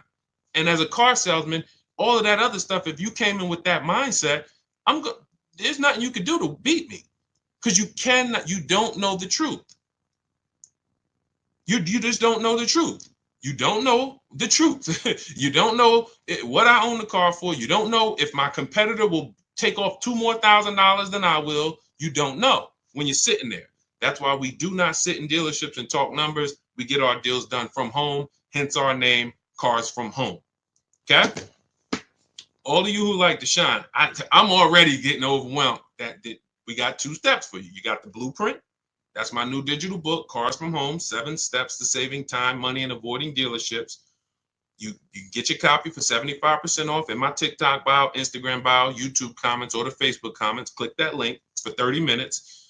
Or you can join if you qualify, you'll see a link there that says Shop with Deshone. And we can, when you see these people, they're in our group. We have, over 1,500 people in our group where we shop together, and you get coaching calls with me. Or you can just keep asking questions here and try to get some clarity. Either way, we want you to get to your answer so that you can have confidence the way we move. All right. What do you suggest for a person with bad credit? First thing, first rule, first step in our process, 7-step process, is for you to ask yourself, how many years are you keeping the next car?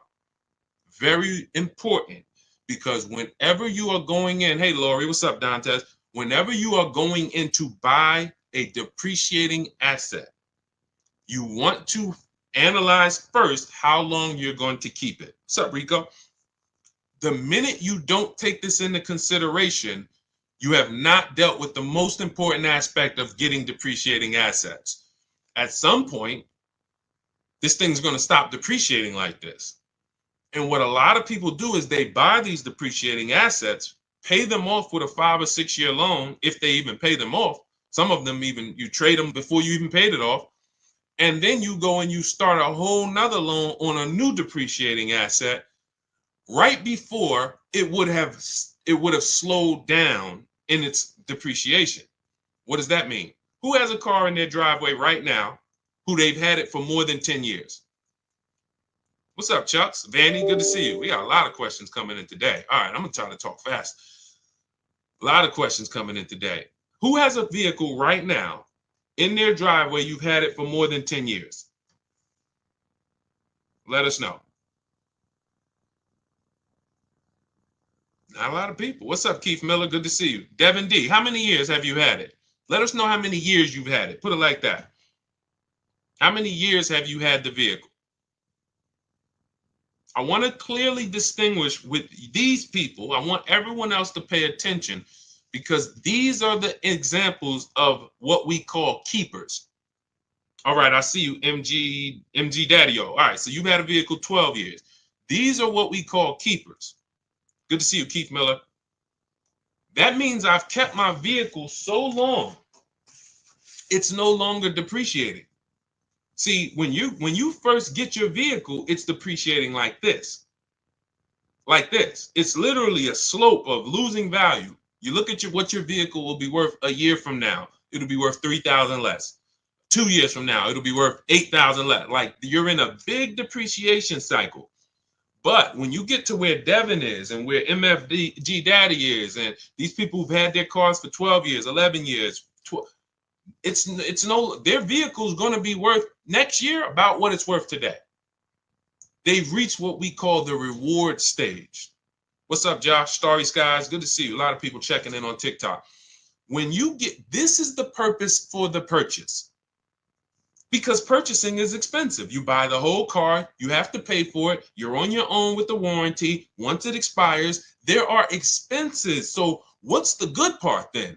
At some point, I'm going to get to a point where I own this vehicle, it's paid off, I have no payments, and it's not depreciating as much, where I can hold on to it, keep it, pass it down to my family, not go get another vehicle and start the process all over again. That's the difference. So the first thing you want to ask yourself if you have bad credit is, how many years am I going to keep the car? That's step one in my book, step one in our process. How many years am I going to keep this car? If it's more than 8, then I need to be purchasing, whether it's a new or used car. I need a below market purchase. Can't pay what everyone else is paying for their purchases. Below market purchase. But if I'm not going to keep the car for 8 years, then I need a below market lease. Because when you add up all the lease payments on a great deal, it's no comparison to a purchase. What I'm paying for this Infiniti truck, it's a $54,000 truck. I'm paying $499 a month. After 36 months with this lease, $499 times 36, I would have paid $17,000 plus I gave them the money for the I gave them about another $700. I would have paid $18,600 for a $54,000 truck. Y'all get that? Type $signs if y'all understand the math. If y'all understand the value. $54,000 truck, I'm only paying $18,000 over 3 years. That means if I bought it, that's all the depreciation I'm going to pay for. $18,000 total out my pocket, out of my family's bank account to drive a $54,000 truck. Doesn't include taxes and everything. Some of you who are going to buy these trucks, you're buying taxes and everything. That'll put you around 58, 18,000. So when we say leasing, some of you have heard me say, you can't get a good deal if you purchase, but you should have leased. It's over. Deshone, how many years are you? I'm only keeping this car 5 years, but I purchased it. Could I have gotten a good deal unless they gave it to you for half off? No. No. There's no way a below market lease is too many times better than a purchase for you to get a good deal on a purchase and win. So with bad credit, that's your question you're asking yourself first. Now, if you don't, you can't qualify for a lease. No problem. Now we're going to set ourselves up to get a lease, though. And in order to set myself up to get a lease, I'm going to get me an inexpensive car, smallest car I could get a loan on, drive that for 18 months, 2 years, establish a payment history, get my credit up to 680, 690, and then in 18 months, 2 years, I'm flipping into a lease. That's in my book. That is in our, when we have two processes. Everything I'm teaching you is, we have two different ways we teach people. Everything I'm teaching you is inside these processes. One is the do-it-yourself. Those of you who are like, Deshone, you give me the step-by-steps, I'll knock it out. That's my digital book, Cars from Home, 7 Steps to Saving Time, Money, and Avoiding Dealerships. Those of you who are like, we have a done with you, where you're like, Deshone, I'm more of a done with you person. I would like to ask you questions. I like to be able to, instead of reading, I like to watch a couple short videos to guide me to the process. See if you qualify for done with you. That's in our TikTok bio, Instagram bio, Facebook comments, and the YouTube comments. Either way, whether you're do it yourself or done with you, we want to make sure you have what you need. But that's the process. If I have bad credit right now and I'm like, I know I should be leasing, but I can't qualify for a lease, I'm going to get the least expensive car. I'm going to build my credit over 18 months and 2 years, and then I'm going to flip into a brand new lease. And that's my power play. I'll sacrifice for 2 years and then pull off in a brand new car versus what most people are going to do. Thank you, Devin D. Shout out to the people running the likes up on TikTok. Versus what most people are going to do, which is I don't qualify for a lease. Let me go and just buy a car, pay 20% interest, have a high payment, no warranty, low quality vehicle. And in 2 years, I'm not going to be any closer to leasing. In fact, I'm going to buy a car that's so expensive and going to have such high interest. When something goes wrong, I'm liable to miss a payment, be late on a payment, set myself back from even being able to lease in 2 years. That's why we operate with plans. Okay, let's go. A lot of questions coming in. Keep typing your questions. Equity Now, welcome. Good to see you, Taylor Gill. Good to see everybody checking in. Type your question. Instagram, y'all quiet. Except for my man MFG Daddy-O and Chief B, I don't see many people on Instagram talking. K&D Mad Love, Sharon Weens, I see you. Let's go. Facebook is quiet too, but that's okay. That's all right. Let's go. Can you purchase a vehicle from Carvana with low credit scores? Sure. You can purchase a vehicle from anywhere with low credit scores. It's not about that. Do you want a great deal or not? So if you say, all right, let me walk into Carvana, let me buy a car on Carvana. I got bad credit. Sure, you get a car. You can walk into any highway dealer and say, hey, I have bad credit. Can I get a car? They're going to do everything besides move heaven and earth to try to get you in a car. Is it a good deal? See, and what's unfortunately, this is one of the only bad credit is one of the only groups that you guys actually go and tell people you refer people to dealerships that financially abused you because you got a loan, because you got approved. Hey, go see Joe. Man, Joe got me in a car. All right, can I see the paperwork though? I'm glad you got the car. Don't get me wrong. You were in a tight situation, but can I look at it? Okay, wow. Okay. You got a 2019, okay, has 80,000 miles on it. Okay, you paid $29,000 for this vehicle. Okay, and you're paying, what's your interest rate? 22%? And what? And how long is the loan? Oh, 84 months. And you're telling people go see Joe? Joe's taking vacations on you. So anyone can put you in a car. But with bad credit, what you should be looking at is this. See, we bid everything out. How do we guarantee that we pay less? How do we have what we call here Cars from Home price assurance? Which means when I walk out the dealership with my car, with my paperwork, I have the assurance of knowing that there's no way I could have paid less anywhere else. No one in my region, within 100, 200 miles of me, could have made me a better deal because I shopped that whole market. Competitive offers. That's how you get price assurance. It's the same way you do with Amazon. Same way, you could buy something from, why can we buy something from Amazon and have total price assurance?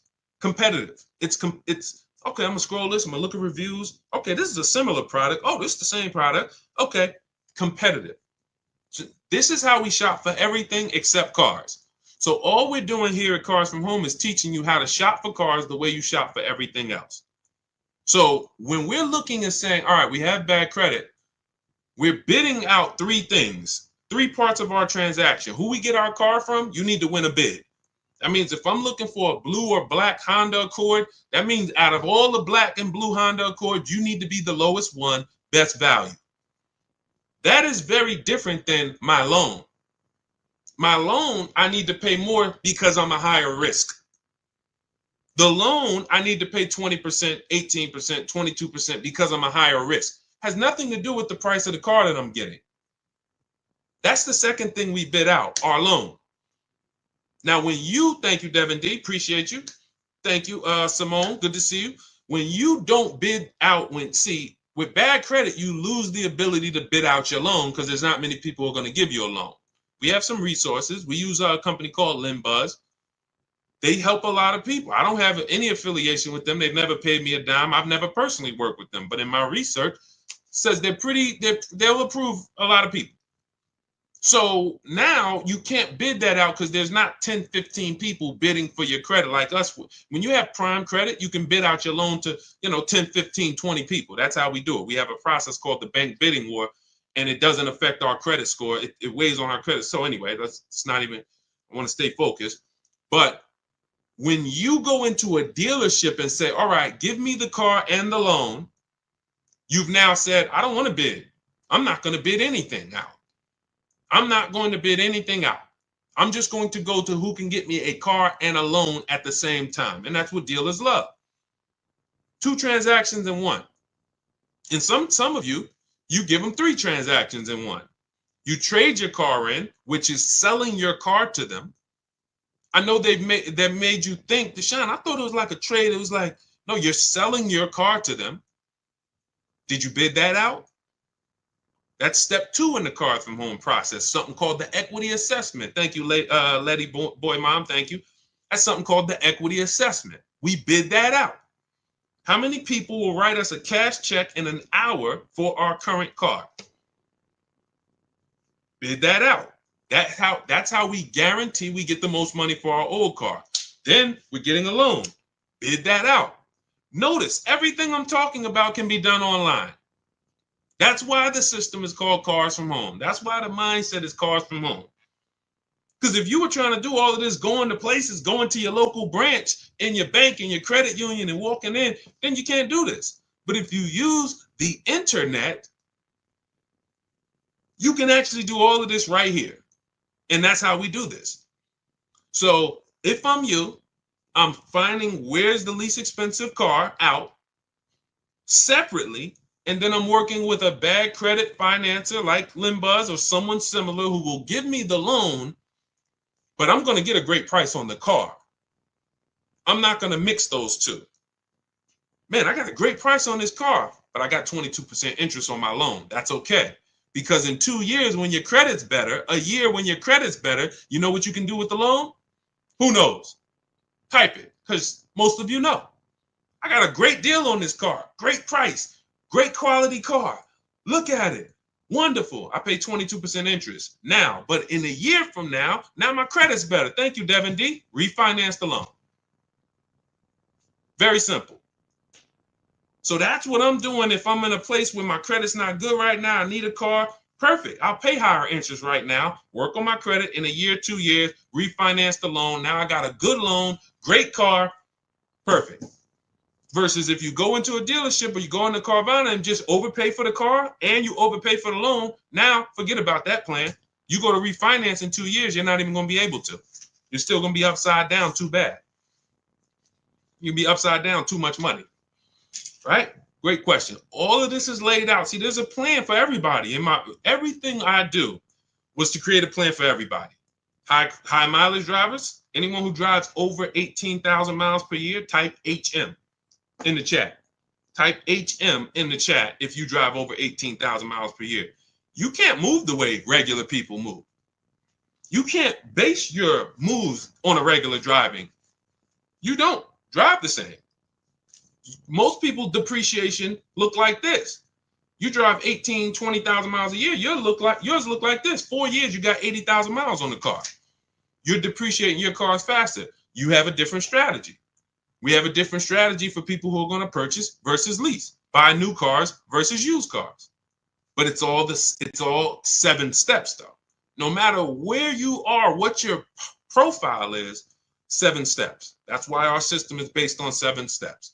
So if you're like, Deshone, I want the whole blueprint, that's my digital book, Cars from Home, 7 Steps to Saving Time, Money, and Avoiding Dealerships. It's already 5-star rated. You can Google it. This is what hundreds of people have used since we released it to get below market purchases from home. You can see all the reviews. Thank you to everyone who's reviewed the book on Goodreads. We appreciate you. You continue to help that book stay at 5 stars. We appreciate you. But you can get a copy. It's normally $97. Part of my welcome offer. You can get it for 75% off. It'll be $24, but it's only for 30 minutes. That's our welcome offer. You can go to my TikTok bio, Instagram bio, the YouTube comments, or the Facebook comments. Use that link. That's your do-it-yourself blueprint to below market leases, purchases, used cars, new cars, high mileage driving, bad credit strategies, all in there. Now, for those of you who want community, you see me sharing all of these people. You see me sharing Zafrina's deal. You see me sharing Kimberly's deal, Ken's deal. You see these people, Sheree's deal. Look, Sheree graduated again. She's gotten 4 cars. She joined us, our Done With You program, where we have, instead of reading, you're doing videos, short videos, 3 to 5 minutes, very bite-sized videos, like if we were having phone calls. She's gotten 4 cars since she's joined us back in, she joined 2021. She's one of the first people to join us. So this is her first, this is her 4th vehicle. You know, she got a 2025 CRV hybrid.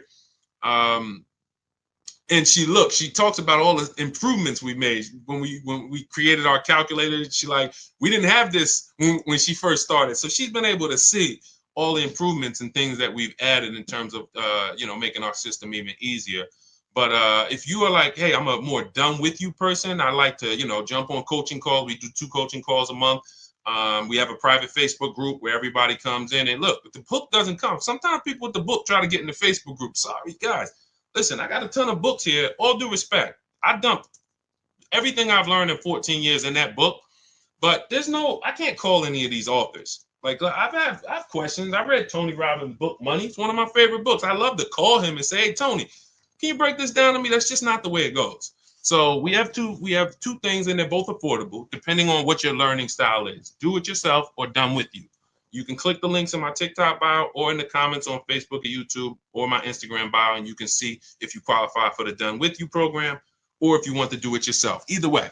All right, let's go. We got more questions coming. Let's keep it moving. I see you still, Calvin. All right, hold on. We're coming. All right, I'm curious to know whether or not, if you have a family member that works with one of the major car companies, is that a best way to buy a car from the A to or B? Wait, I'm sorry. Is that a best way to buy a car from the A plan or B or the B or C plan? I wouldn't. It doesn't matter. Family members don't matter. You can only do what the dealer is willing to do. I mean this with all due respect. I've had car salesmen come on my streams. There's 2 types of car salesmen that come on my streams. People who, they're not trained. They have no idea about the numbers I talk. I will watch car salesmen over and over buy cars, buy them, not lease them, trade them in 3-4 years, 2 years, lose a ton of money, just do it over again. I'm like, you don't even understand your own business. But it's not their fault because we're not trained. So I can't fault them. I really can't. I don't fault people. The people who understand what we talk about, quite honestly, they've been general managers, general sales managers, finance managers, or those are the people who are like, you'll see it on my videos. I was a finance manager for 20 years. This guy is legit.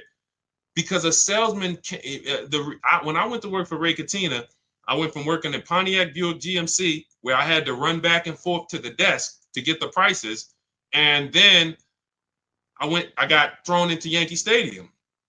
And Yankees, they're top 3 Mercedes-Benz dealer in the country at that particular time, and Ray doesn't have finance managers. You are the finance manager. So you are putting in the credit apps. You are working with the banks. You are going over everything with the customer, the extended warranties, the after sale products.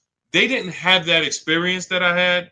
Therefore, they've never been exposed. They're still back. Hey, let me go get the numbers from my manager. They don't even understand the numbers. They don't understand the program. They don't understand what makes up the numbers. So this is most salesmen in America.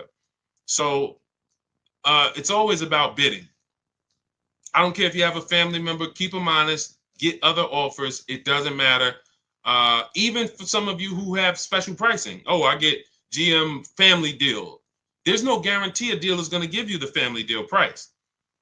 You could go in and say, hey, I got a family deal. If you're dealing with what we call the 80%, okay, your price is this. It's a lot. And your price is this. We ain't gonna tell you about the $2,000 rebates we got. Your price is this. We're not gonna tell you that in the lease though, because you're leasing. We're marking up this interest rate. You can't see that. So the only way to reveal what the truth is to sit at home and make these people bid and submit offers to you so you can look at them while you're in control. You're in control. Nobody's pressuring you, sitting in your living room, sitting in your house, and you're reviewing offers in your emails. And now you're seeing, oh, wow, this person was lying to me. And sometimes they're not lying when they say that's our best offer. That's just that dealer's best offer. They're not going to go any lower than that. A lot of dealers, we call them the 80%. I'm not going to go lower than a certain amount. I make $5,000 minimum every car I sell. And if I can't sell it for $5,000, I'd rather sell it to someone else who will buy it.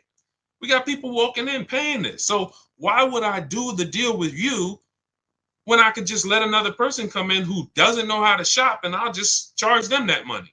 That's the 80%. But the 20% is who we reveal through our competitive offers, through searching the market the way we do from home. And that's how we make sure that we always pay the least amount in the market. All competitive offers, peace of mind, easy, simple. It's a breeze. When you see the people who use our stuff, it's like it's a different world. We don't have the anxiety you have. We don't have the buyer's remorse you have. We don't feel out of control like you have. We don't feel like, oh man, this is the second most expensive purchase of my life and I'm dreading it and hating it. Can't wait to get it over. We don't have those things. And that's where we want you to be. Okay? So Chucks, multiple offers, family member or not. I would tell friends. People know me. People said, Deshone, I know you got this used. I remember a good friend of mine, he was buying a Mercedes truck. And I work for Mercedes. He said, D, I'm going to give you I'm going to call you first. He said, but it's this other truck in PA. They saying it's their last, it was whatever the year was. It's like the last 2019 or something at the time. And man, he said, they're taking off like 18 grand from me. And I had another truck up here, but my dealer wasn't taking off 18 grand. I said, you need to get that truck. I'm not going to tell him, hey, come on in here, man, pay me more because I'm your friend. No, you're doing what I would do. Yeah, I got a friend that works for the brand, but I'm also shopping the market. And if my friend can make me the best offer, great. If not, no harm, no foul. I'll see you in a couple years for the next deal. But we don't have friends. You got to earn it. You got to win the bid. Planning to keep the car. Good, Chucks. Doesn't matter if you're keeping it 10 years. You still need to get a below market price because if you pay 5-10 grand over what you could have paid, stretch that out over 10 years, that's how much money's coming out of your family's bank account for, not knowing how to do this. Okay? This isn't hard to do. What's hard is to unlearn the program. That's what's hard. I got to unlearn what I've been taught. Oh, I need a car. Let me go to the dealer. That's a program. I need a car. Let me go to the dealership. That's like saying, oh, I need a TV. Let me walk into Walmart. First thing we're going, and that it's even worse than that, quite honestly, because, but anyway, let's go. Keep them coming, Dolan. See if we can get Still Calvin. If not now, then let's get him because we might have some questions before him. We already hit on the 1% rule and the 1.5% rule. I see, let's see. Let's go. Zoe Mill, good to see you. Byron Stallman, good to see everybody checking in on TikTok. Iris, good to see you, Mr. Coop. Good, Dolan. We hit that one already. We hit that one early. The Kraken, nobody joined. Good to see you. All right, if I owe 18,000, but my trading value is only 6K. See, now there's a curse word in this. What's the curse word that he just used? See, there's a curse word here. There's a couple curse words we don't use here, okay? Who knows what the curse word is that was just used?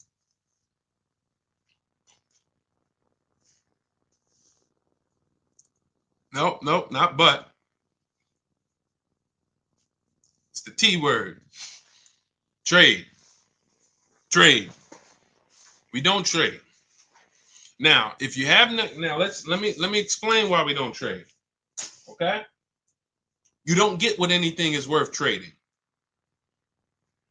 If I haven't, let's just say I have a this phone. Am I going to get more money trading this or actually putting it on the open market and getting offers for it? Open market or trade? O or P? I go trade this phone. Do I get more money on the open market or on trade? I see you, Big Step. Yep, Dimitri, I see you. Yep.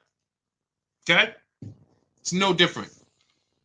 It's no different. I see you, Alonzo Wiggins. Good to see everybody. I love the engagement. I love that people, y'all up on the keyboard, you're engaged. We got probably another 10 minutes. Told you, we like to do an hour hitting hard, a lot of financial literacy, tapping for an hour, and then we move on. That's everything. Hold on. My alarm just went off on here. Thank you. Thanks, Dimitri. All right, I want to make sure I didn't get kicked. All right, so perfect. So that's why we don't trade. It's the same premise. You have buyers who want to pay money for your car. Carvana, driveway. Kelly, this is step 2 in our process. First thing we do is answer the first question. Most important question is what we call it. How many years are you going to keep the car? If it's more than 8, we're purchasing. We're shopping for a below market purchase. If it's less than 8, we're shopping for a below market lease. Then we move to step 2 in the process, which is what we call the equity assessment. This is where we look at the car that we have that we are replacing, and we determine our equity position in the vehicle. How do we do that? We call our bank if there's a loan on it. We get our payoff. That's what you do. All of you who are like, Deshone, I'm going to be shopping soon, or I'm shopping now. I thought I was going to wait to tell a deal about this later. No, we don't do this later. Because when you do this later, you're setting yourself up to trade. You're setting yourself up to get lowball offers on your trade and lose probably $2,000, $3,000 from what you could have gotten. We handle the equity assessment early, step 2. So we call our bank, get your payoff, find out what it's worth. Then we're going to go to these 6 buyers, 6 cash buyers, 6. Carvana, Kelly's Blue Book instant cash offer. Not kellysbluebook.com. Instant cash offer. AutoNation, they're going to give you an offer. Car Gurus, they're going to patch you in with a dealer to get an offer. CarMax and Driveway. 6 offers. 6. You know now what the true market value is when you actually let 6 people who buy cars every day, who compete against each other, make you a cash offer. Comes right to your email. Okay, boom. I see the highest offers from Driveway. Now we look at what is our equity position. Do we have equity? Is the offer more than we owe? Perfect. If the offer is not more than we owe, now we have negative equity on a purchase, not a lease. There's a different equity assessment for a lease. God, there's so much we could go into. These are for different people, though. See, that's the thing. That's why the system's not overwhelming, because some of you are like, Deshone, I got a lease. I didn't even know I could do an equity assessment and see if I can make some money on it. Yes, you can. But it's a different equity assessment process. So now you look and say, all right, it looks like based on what you're saying and your trading value is only 6, it looks like you're going to have some negative equity no matter what. But you need to get the offers to find out what the true value is, because maybe you're being lowballed. Maybe you're being lowballed and they're saying, oh, your car's only worth 6. So if you owe 18, how can I get into something else without 10 grand down? So what I would be doing is I would be rolling that negative equity over and shopping for a lease to bury the negative equity. First question you want to ask, how many years you're going to keep the car? Doesn't look like you keep cars a long time. One, because you already have a car that you're planning on getting out of that you have a loan on. So that's usually the diagnosis of a person who does not keep cars. It's not like you're saying, Deshone, I have a car, it's paid off, I want to get out of it. You're saying, Deshone, I have a car, has a loan on it, I still owe a ton of money and I want to get out of it. That's typically a prescription for the people who should be leasing. If every single transaction you do, you always have negative equity, that's a prescription for a person who should be leasing. If I was, that's financial cancer, okay? Because every single time you buy and replace these cars, not only are you not driving the vehicles you could be driving for the money you're paying, if I looked at what your payment is and showed you some of the people throughout that listen to us, 585, $50,000 vehicle she's driving. My dad just got a Hyundai Palisade, new Palisade, $49,000 truck. He's paying $499 and he $475. He put $3,000 down, but with no money down, he was at like $575. Beautiful deal. Beautiful deal. $575, $50,000 vehicle, no money down. So when we look and say, all right, wait, I'm paying $5, but I'm driving this. Now we start to see. So not only are you not driving what you could be driving, you're also overpaying for it, and now you're underwater. So the prescription is, I will be telling you, you're losing a ton of money. Here's your prescription. Learn to lease. Get a below market lease. That'll solve these problems. Get a below market lease. Stop buying these cars. That would be your prescription as a financial doctor. So now what you should be doing is moving that to a below market lease that you can, and preferably you can find one of these electric vehicles that you can lease for, shop the offers and get, some people are, my goodness. There's one deal I haven't even brought it in yet, but I gotta find it. It's in our group. This guy got so much money off this car. It's like over 50 grand. His payment was in the threes. In the threes. I couldn't believe it. But you had all the money the dealer took off that won the bid. This is what he didn't just walk in. He stayed at home, got his bids, and the dealer that won the bid took off all this money plus the rebates. And it was like, whoa, $3-something a month for a $50-something thousand car? This is crazy. So that would be a perfect time to roll that negative equity over, throw it on top. Now your payment's going to be probably 5, 6, whatever, but you're driving something that is worth that money versus what you're driving now. So these electric, some of you who are buried in these vehicles you're in, you do this equity assessment, you're going to find out. West 156, welcome. I see you. Welcome to the community. New follow. I see you. And shout out to the people who liking. I'm not missing y'all. I'm going to take some time at the end and shout out to people who've been liking the broadcast. I see y'all. I see you, Anthony Padilla. I see you, Kyle Woods, Melissa. I see you. Anyway, so that's what I would be doing. I would literally be shopping for an electric vehicle, to moving my negative equity over to that, getting a big discount, low price. Once I find my best offer, I'm moving that negative equity over, and then I'm gonna drive that for 3 years, and that's gonna be it. And God forbid the vehicle gets totaled, you're okay. It's over. God forbid. So that's the risk. That, oh wow, I'm driving this car. God forbid I have an accident. If it's totaled, I'm out of it. Because leases, when we shop for leases, we always have gap insurance. Most leases include gap insurance, but we have a template that when we get our offers, we always tell them include gap insurance. So anyway, that's the plan that I will be rolling out. That's a great plan for all of you who are buried 10, 15, 20 grand in your vehicles. That's a great plan. Woo! Okay, now everything that I'm teaching is out of my digital book. There's nothing we've talked about in this broadcast that is not in Cars from Home, 7 Steps to Saving Time, Money, and Avoiding Dealerships. So you can get the entire blueprint. That's below market leases, purchases, negative equity, bad credits in there, high mileage driving strategies in there. 7 steps. No matter who you are, the plan is 7 steps. So you can get a copy. It's normally $97. It's 5-star rated. You can Google it. You can see on Goodreads. Thank you to everyone who's reviewed the book, rated it. But you can get a copy for 75% off as part of our welcome offer. That is, it's only for 30 minutes. You'll get it for $24 if you get to my TikTok bio, Instagram bio, the YouTube comments, or the Facebook comments. Click that link. That'll activate your 75% off. That is the ultimate do-it-yourself blueprint. Everything's in there, 7 steps. Now, for those of you who want to be a part of the community, you have a different learning style. You prefer, Deshone, instead of reading, break this down into short videos, 3 to 5 minute videos with action steps. That's our done with you. And you have our, this includes our private Facebook group where you can ask questions, not just from me, but to 1,600 people that came before you in the last 3 years.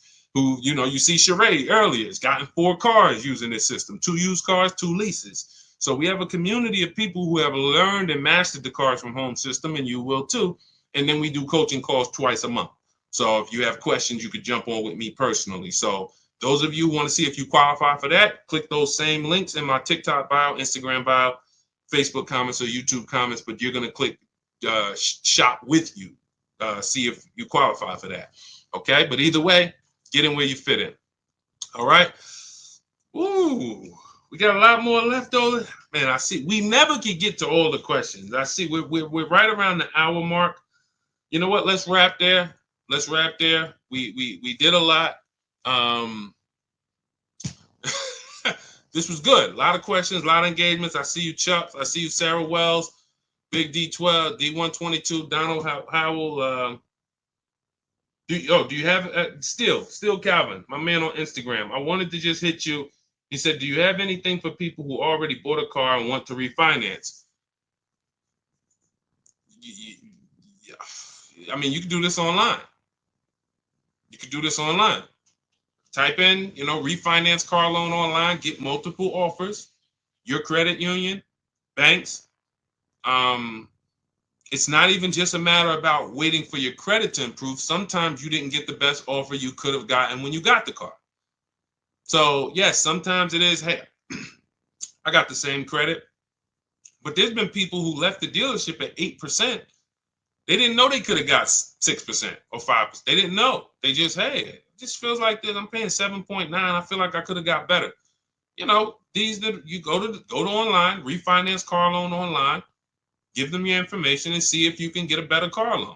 That is something I will be doing on a regular basis, every 6 months, 12 months. Ultimately, you want to do this with people with a soft pull. So specifically look for soft pulls. If you're going to do it on a regular basis, specifically look for soft pulls. You don't want to be, doing these hard pulls every 6 to 12 months at all. Okay. And listen, we do plan on inventing that, because there should be a way to actually just easily have multiple offers submitted to you for banks. But it's, unfortunately, these systems don't exist. We do these things manual. In my book and in our course, we have something called the bank bidding war, where after we find our best deal on a car, we now are going to shop all our banks and credit unions to see the best offer. And then we're going to let the dealership see if they can beat it. So as long as you let multiple people access your credit in a small period, a small window, 14 to 45 days is what they say. If you type in rate shopping, car loan rate shopping, you'll see that Experian wrote a blog post about this, the rate shopping window, where they allow you to have multiple people run your credit with a hard pull. And at the end of that period, it will have the same weight on your score as one hard pull. So if one hard pull would have dropped your score 10 points, 20 hard pulls will drop it the same 10 points if you're shopping correctly. That doesn't mean we're going into dealers letting, hey, run my credit, then go to another dealer, run my credit. This is you manually letting banks see and make you an offer. That is the due diligent. That's the diligent thing to do. But yeah, that's, just shop and see. In your case, shop and see, soft pull, refinance quotes, and see what you come up with. Okay.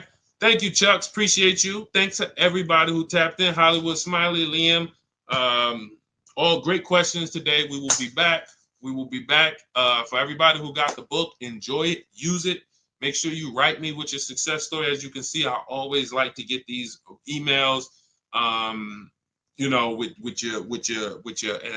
I didn't get a chance to. On the next stream, I'll read some of the emails we've gotten. They take a little longer. This one from Chris. A lot of you have sent me emails. Don't think I haven't got them. Jessica, I gotta, we try to flow and get in, once we get into a flow, we don't always get a chance to read all the stuff. So anyway, Dimitri, I'm glad you just got your book. Enjoy it, use it, and keep unlearning. Forget every single thing you've learned about the car buying process. Trust our process. That's what I say. When you get started with us, you come into Cars from Home, it's oil and water. The systems don't mix. So you leave everything at the door. I've accounted for every part of the car shopping process, even when you're going through the steps and you're like, wait, he hasn't talked about this yet. That's because it's by design. Oh, he talks about this at day 5. When you get to step 5, you'll be like, oh, okay, this is where it's hit. I'm used to planning that here. See, there's a reason. There's a specific order everything is in order for a reason. So trust our process, leave all the things you learned and the car dealers programmed you to do at the door, and your success is guaranteed. All right. God bless you. I'll see you soon.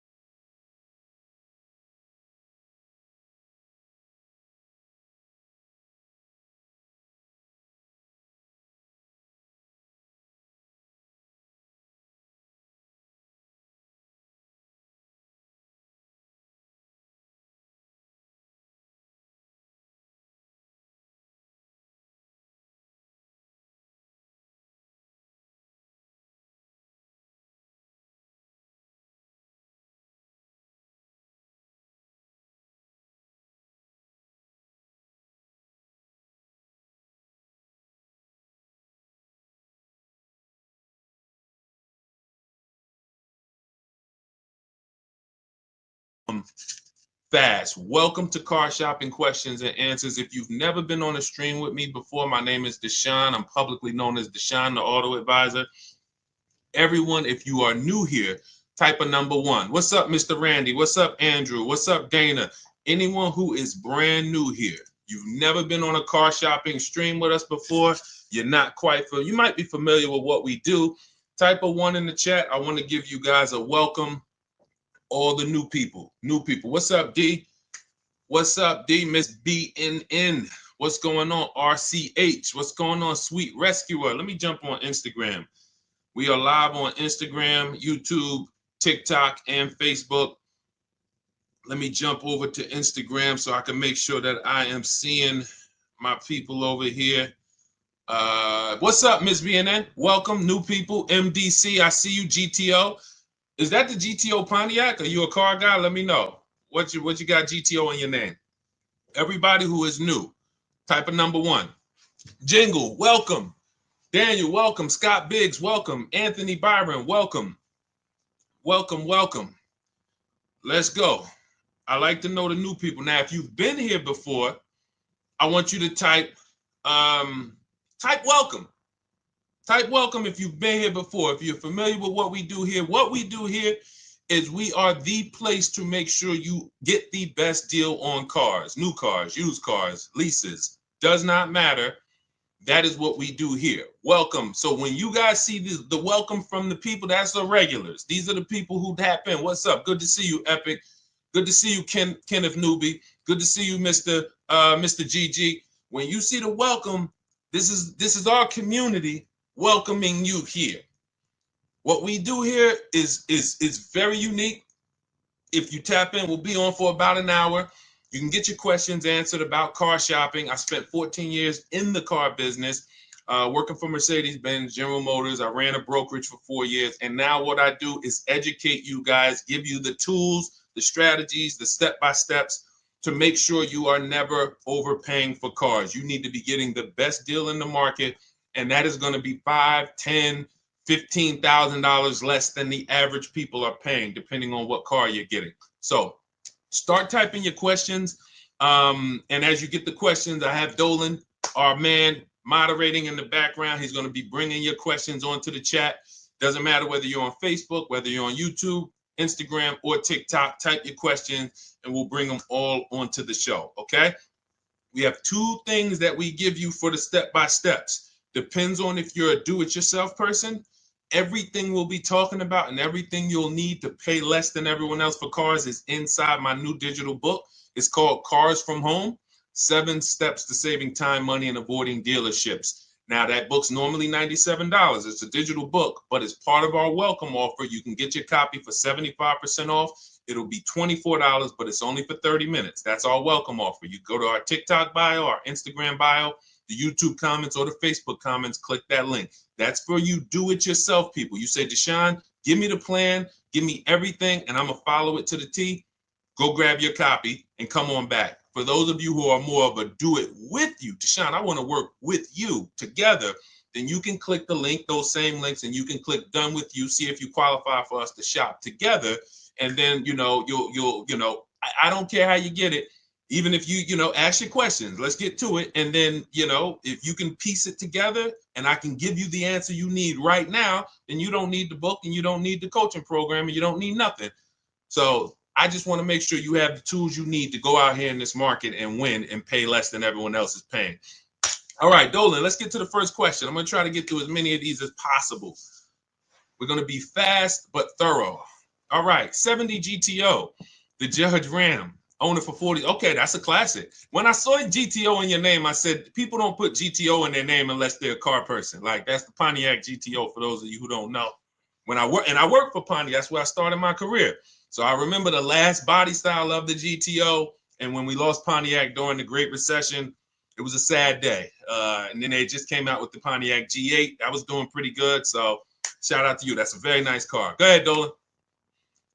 Let's go. Everybody ask your questions. We're going to go. I'm going to do rapid fire Q&A today. Let's go. It's 2025. It's money on the table. Let's get to it. Why is it so hard to get a dealership to give you a cash discount? You're talking to the wrong dealerships. You got to understand something. 8 out of 10 dealerships are going to lie to you.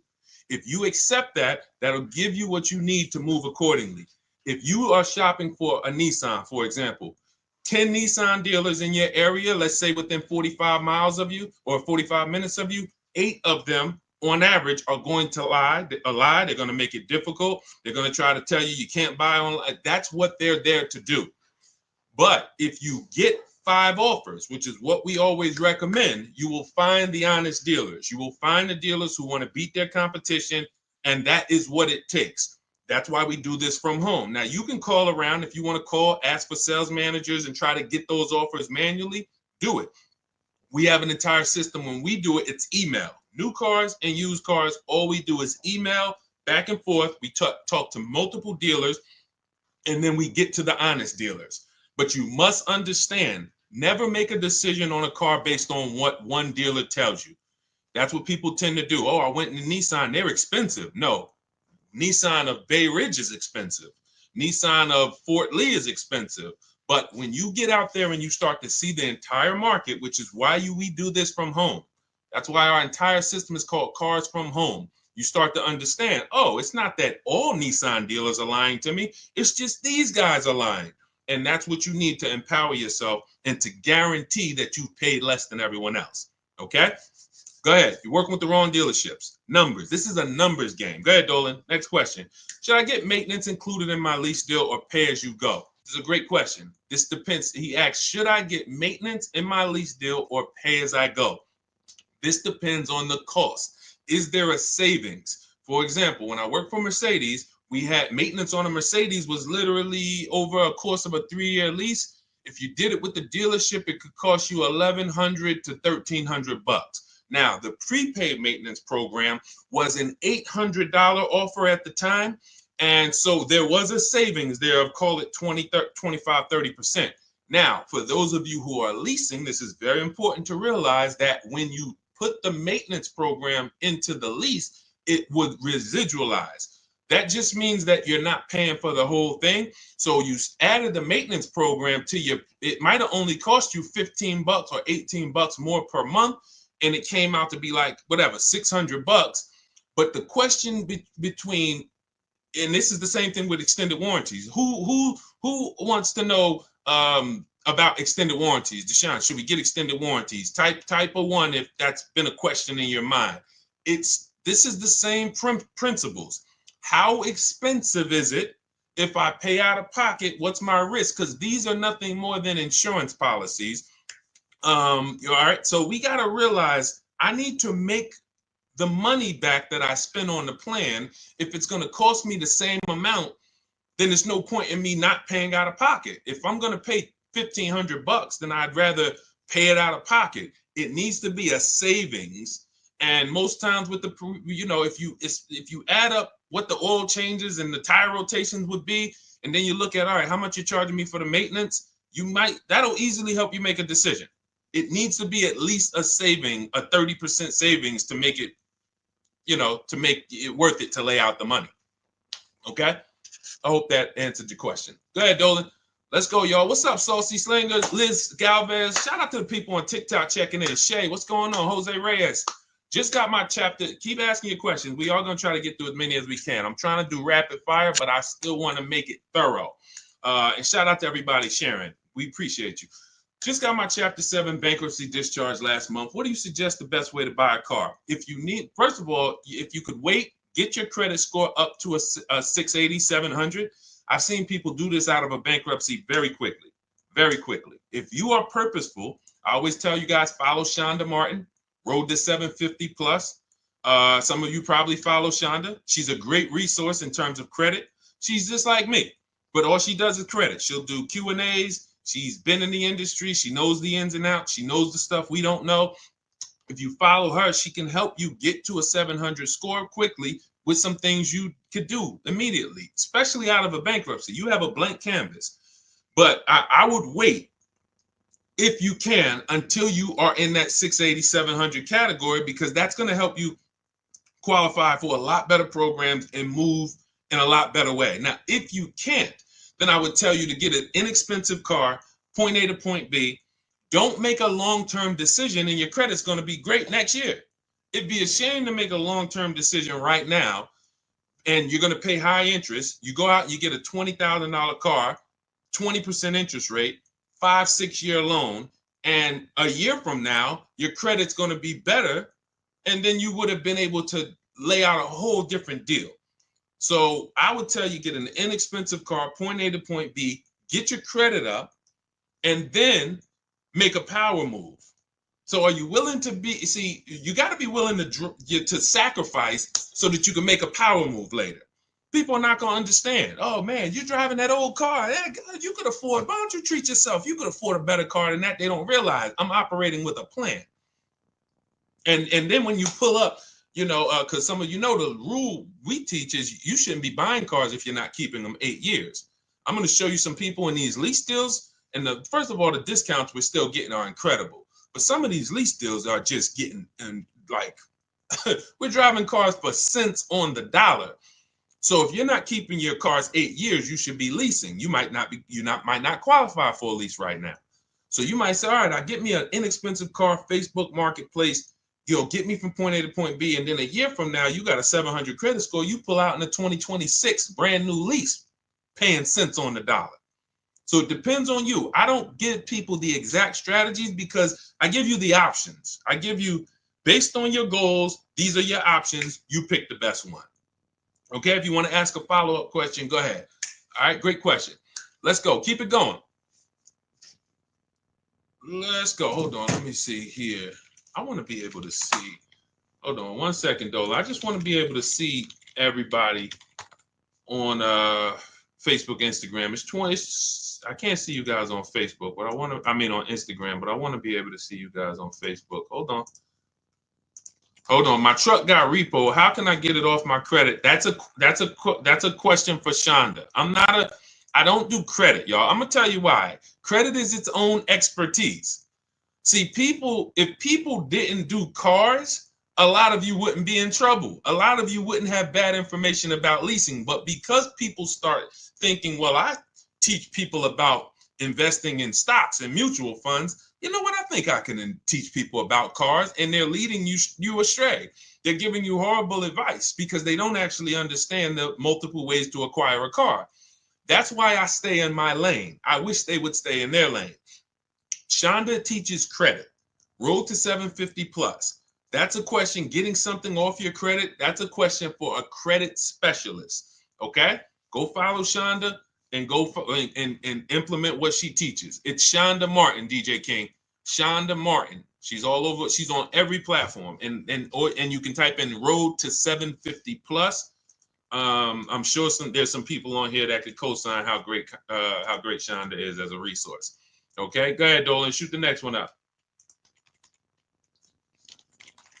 Okay, what is your opinion is the best large SUV in 2018 and up range to buy? There's a lot of them. We're not giving ourselves enough time to shop and consider what we want. If I was looking for a pre-owned car, I'm going to look at a car, find something on the road that I like. I'm going to look at competitors, and then I'm going to just do our, our system is a 7-step shopping system, 7 steps. First step is the most important question. How many years are you keeping the car? That's going to help you determine should I buy or lease it.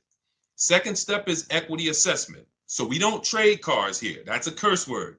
We sell our cars on the market to cash buyers, big companies, Driveway, Vroom out of business, Carvana, a local dealer. We have 6, anybody wants to know how do we do this equity assessment to not trade our cars? You could ask that question, but that's step 2. Step 3 is where we structure our deal and we budget based on a deal. How much would a good lease deal be on this car? How much can I actually spend on this next vehicle, including my taxes and fees, so I don't get surprised when I budgeted $500 a month or when I budgeted $30,000, but I forgot, the taxes and the fees and all of that. So we do this. We have a very simple calculator in my book and in our course where we give you this stuff. These are tools we created. And then step 4 is very important. It's called shopping, not buying. That's the step we're not spending enough time on. Looking at the market. There's 40 some odd manufacturers out here. They're making better technology, or they're trying to make better cars, better technology, nicer looking vehicles. We deserve to look at them. You're about to spend 5 figures, most of you, on a vehicle. You should be looking at the market, seeing what everyone's trying to sell me. And so I would pick a vehicle and then come up with some competitors. But in step 4, what we do is, it's very important. This is where you will get in trouble if you don't do this. It takes 5 minutes. You're going to every vehicle you're looking at, go to Google, and you are going to type in the year, make, and model, longevity. What that's going to do is show you what the data says about this vehicle in the long run. Is it known for having transmission problems? Who's got a vehicle and then not even a year later transmission went out? Can we be honest? Can we type me if we're being honest? Who's got a vehicle and transmission went out in a year, or engine went out in a year, or the head gasket blew within a year? Okay? Listen. Nobody on here, I'm sure. So when we what we want to do is look at the data, because the data will tell us this vehicle is known for transmission problems at 80, 90,000 miles. And then if you're looking at a used one and it has 75,000 miles, you could pretty much assume, all right, there's a chance that we're going to have some transmission issues with this vehicle. We need to look at the data. That's going to, thank you, OW. They see, I appreciate it. It's always one. He said, listen, I'm going to be honest. Nobody else is going to say, I had a problem, Deshone. I bought a car and the transmission went out on me. This is what we can avoid in most cases, because what we're doing is we're checking the DNA of the vehicle. Some of you, it's not a problem of you getting vehicles that it's 2 ways we make sure we avoid these problems. First is we're going to check the DNA. That means we're going to do that longevity search in Google. We're going to see, is this vehicle just made poorly? The transmission's made poorly. It's going to go out. We need to make sure the second way we avoid it is to do our quality checks. This is very important. Those of you who are buying a used car, type the letter U. If your next car will be a used car, type the letter U. This is very important what I'm about to tell you. And some of you may have a notepad and you're remembering this. Thank you, Keith Miller. Thank you for sharing. Appreciate you. DJ King. Okay. This is very important. 3 things we're going to check to make sure we're getting a quality used car. The first is going to be the title. What is the quality of the title? What does that mean? I need the Carfax. I need to see, was this vehicle a rental? Is it a salvage title? Was this vehicle rebuilt? Does this vehicle have frame damage? These are the quality of the title. Thanks, Mr. Randy. Shout out to the sharers. Appreciate y'all. This is what we're checking first. This is our first line of defense, the title. We don't wait. People say, well, Deshone, would you get a rental? Well, it's not going to be weighed evenly like other better title histories. So it's not that I'm against rentals, but there's levels to this, as they say. So first thing is the title. Now, once you're looking at the vehicle and you're like, okay, good title, now we have to move to service. This is going to help you eliminate most vehicles because most vehicles do not have the service records to indicate to you, this is something I want to put my money in. When you look at a vehicle, you should see service, service, service, maintenance, maintenance, maintenance. If you don't see that, do not buy that vehicle. I can't tell you what to do because you're an adult. We never buy those vehicles. I'm talking to you about the Cars from Home system. These are boundaries we operate in to make sure we're not getting in trouble. Service records are the biggest indicator of how well the vehicle was taken care of. Everybody's following this, type dollar signs. If you're following this, type dollar signs. And then I'm going to go into the last step. 3 lines of defense. First is the title history. Second is the service records. Third, before I move on, type dollar signs. Let me know we're following this. Okay, Mr. Randy, I see you. DJ King, I see you. 1% money, I see you. Okay. Third thing is the accident history. 3 things. Now, all accidents aren't created equal. You might see some vehicles that have minor accidents. You'll see some vehicles that say vehicle was drivable. When you see vehicle was drivable, that means that it, could have been a fender bender in a shopping parking lot. Police was called. Good to see you, Daricus, my man. Good to see you always. When you see that, that could have been, that means that there was a collision, but the vehicle drove away from the scene. So that might be a deal breaker for some of you. That could be a deal breaker for me. It depends. But we need to weigh it evenly. That's different than vehicle towed. When you see vehicle towed, that means not only was there an accident, that vehicle was towed away after the accident. Airbags deployed, that's usually going to lead to a total loss, but these are things that you want to look at. So quality of the title first, service record second, accident history third. That's how we are avoiding problem vehicles. And you do that in combination with the Google search that I told you to do, where we're typing in the year, make, and model of every vehicle. If I'm looking at a 2017 Kia Optima, I'm typing in 2017 Kia Optima longevity. And here's the second search, 2017 Kia Optima reliability. Because reliability is going to tell us what the data says the first 3 years. What are owners saying about the vehicle the first 3 years? And you just skim those pages, skim those articles, look for any red flags, look for any, hey, this vehicle is rated lower than average reliability. This vehicle is rated, to have electric problems. These are the things that help us avoid what I used to see all when I was at Mercedes. We had a Range Rover dealer we had a Range Rover dealer next door.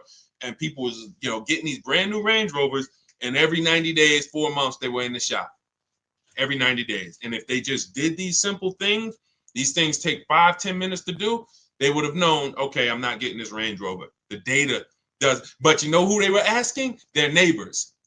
Hey, how you like that Range Rover, Mark? Oh, man, I love it. You should go get one. That's what they're asking. We cannot ask our neighbors. We ask the data. All right, great question. Keith Miller, let's go. Go ahead to the next one, Dolan. JR4L, let's go. It's 2025. By the way, all of you who are like, Deshone, this is a lot of information so far. Listen, I'm not going to remember this. Everything that I'm teaching on this stream is out of my new digital book. It's called Cars from Home, 7 Steps to Saving Time, Money, and Avoiding Dealerships. You can Google it. It's 5-star rated. Thank you to everyone who's taken the time to rate it and send me your stories. That's the entire blueprint for how we get below market deals, leases, new cars, used cars, and we have a welcome offer. It's normally $97, but as part of our welcome offer, you can get your book for 75% off. That'll be $24. Head to my TikTok bio, our Instagram bio, the YouTube comments, or the Facebook comments, but it's only for 30 minutes. Once it's 30 minutes expires, it's the normal price, and it's worth every penny. That book will save you more. Listen, let me just show you, give you an idea of the deals. When you look at a person who say they're getting deals, look, this is Jen. Now, some of you remember Jen because I've talked about Jen before, but the difference is this is her second deal. So once you learn this system of how to shop from home and be empowered, it just gets easier and easier and easier. So this is Jen's second deal. Look, she said, I graduated again. This time she got a used vehicle, 2021 Kia Forte. Original MSRP was $24,485. She got it for $17 out the door. So she probably ended up paying like $15 for it because $17 was out the door with taxes and everything. She's grateful for this program. Helped me navigate another deal. Start to finish on this deal was 3 days. Thank you, Jen. This is the empowerment I want for you. The confidence. I don't care if you're a woman, you're a single mom, you're an introvert, you're a grandmother. If you can use a computer, you can do the Cars from Home system, and you can come out of this programming that they have everybody doing with oh, I need a car. Let me just go right into the dealership, into the den of lions, and try to negotiate a deal. That's just not. You're not going to get a below market deal that way, and you're not going to have an empowered process. What do I mean by that? A guarantee that you got the best deal in the market. So that's what Cars from Home will teach you. For those of you who are like Deshone, I'm more of a do it with you. The way we could do this together. That's our Cars from Home Done With You program. You can click the link in our bios and in the comments, see if you qualify for that. If you do, then I love to shop with you. We can do this together. We have, when you see people who are posting these pictures and everything, they're in our groups. And, we do coaching calls twice a month. But again, get in where you fit in. Let's keep the questions going. Go ahead, Dolan, shoot that next one up.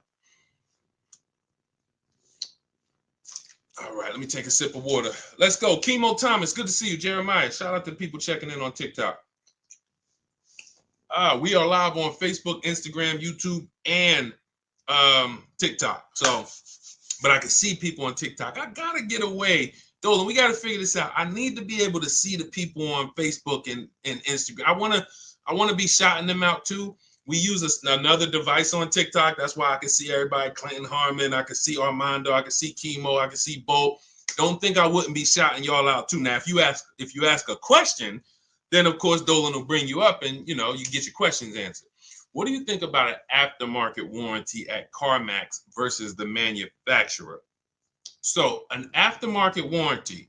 The person asked, what do we think about aftermarket warranties on CarMax versus the manufacturer? So CarMax, when you hear any dealer say we have a warranty, it is limited.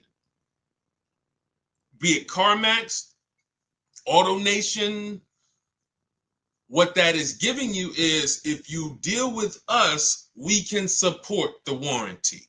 As long as there is a dealership that we own or a location we own nearby, you're good. It's not like you have a Honda, your warranty is good anywhere in the USA.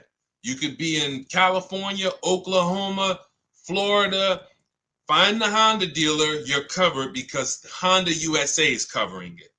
So we got to weigh those two things differently. If we're buying locally or we're buying from somewhere where we know there's some of these places, let's say CarMax says, okay, we'll give you the CarMax warranty for $1,500 and that'll cover such and such. First things first, here's the biggest thing. Write this down. Find out what's covered. That's the big thing. You know what the next big thing is? What's not covered. Because who's had an example? And listen, we're an honest community here. The people who look, it might sound like Dag, man, it seemed like when I get on this stream, Deshone, I'm like I'm doing everything wrong. Yes, that's true, because you haven't been on the inside. I've been a car dealer, car salesman. I've had my own brokerage. I've been in the industry since 2006. So the way I'm talking is to make you an insider. It's corporate greed, and I'm giving you the things you need so that you can see the smoke and mirrors now. So it's going to sound like, oh man, I'm doing everything wrong. But the empowerment is now we know what not to do. Now we know what not to do. So who's had an example of buying a warranty and then going to use the warranty and finding out that what they wanted to use it for was not covered? Type ouch. Type of ouch. You know what the pastors say, if you can't say amen, say ouch. This is why when we get these warranties, we have to ask clearly what is covered. I see you. It's no username, it's just a bunch of numbers, but I see you. Thanks for being honest. We want to ask what's covered, what's not covered. So if CarMax is offering you a warranty, we need to know what's covered, what's not covered. Now, if your vehicle is still under manufacturer's warranty, which means every new vehicle that comes and is sold in this country comes with a manufacturer's warranty. While that vehicle is actually under manufacturer's warranty, it is less expensive to extend it because it's already covered. Once the manufacturer warranty runs out, it now gets more expensive. So if that vehicle still has a manufacturer's warranty, you could call a local dealership and find out how much would it cost to add the warranty. And then you could compare that to the CarMax price, and you can compare that to what's covered. But I would be very leery to get a warranty unless you know for a fact that you're going to use it, which means, pay attention, it's very important. Vehicles that have a high likelihood of things going wrong or breaking, and then they're expensive to fix, these are the vehicles you really want warranties on. You don't, listen, Hondas, Toyotas historically have been inexpensive to fix, but even now they're getting more computerized.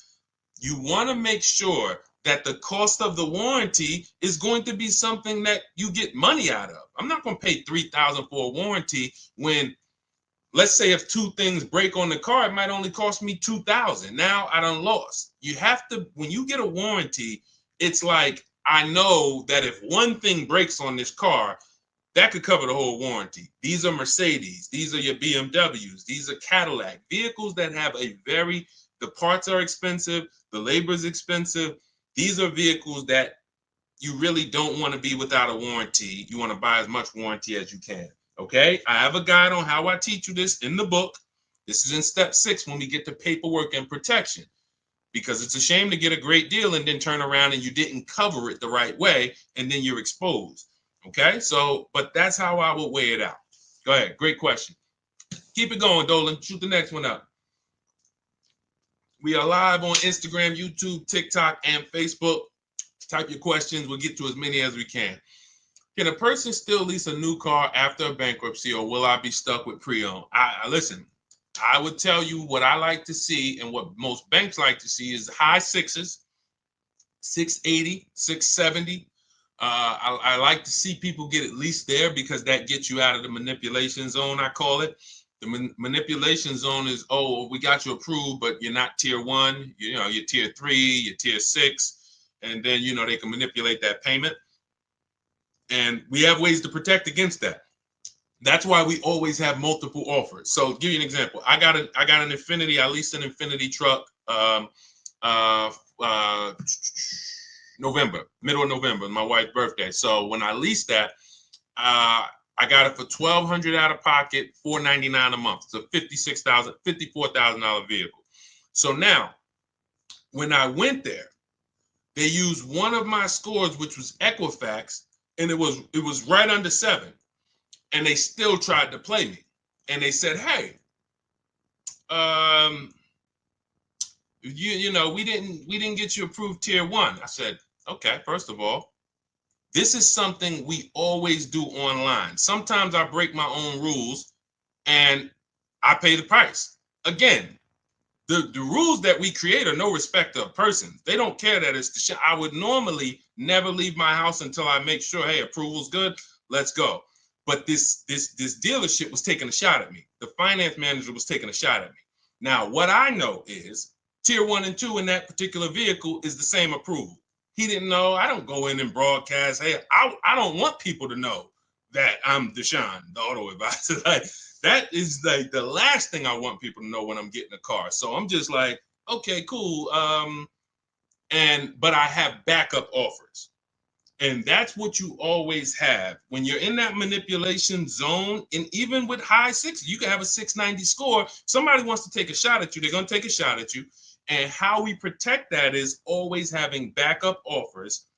And we say, okay, well, if that's the case, then actually I'm gonna go with my second offer. Is there anything else you can do before I move on?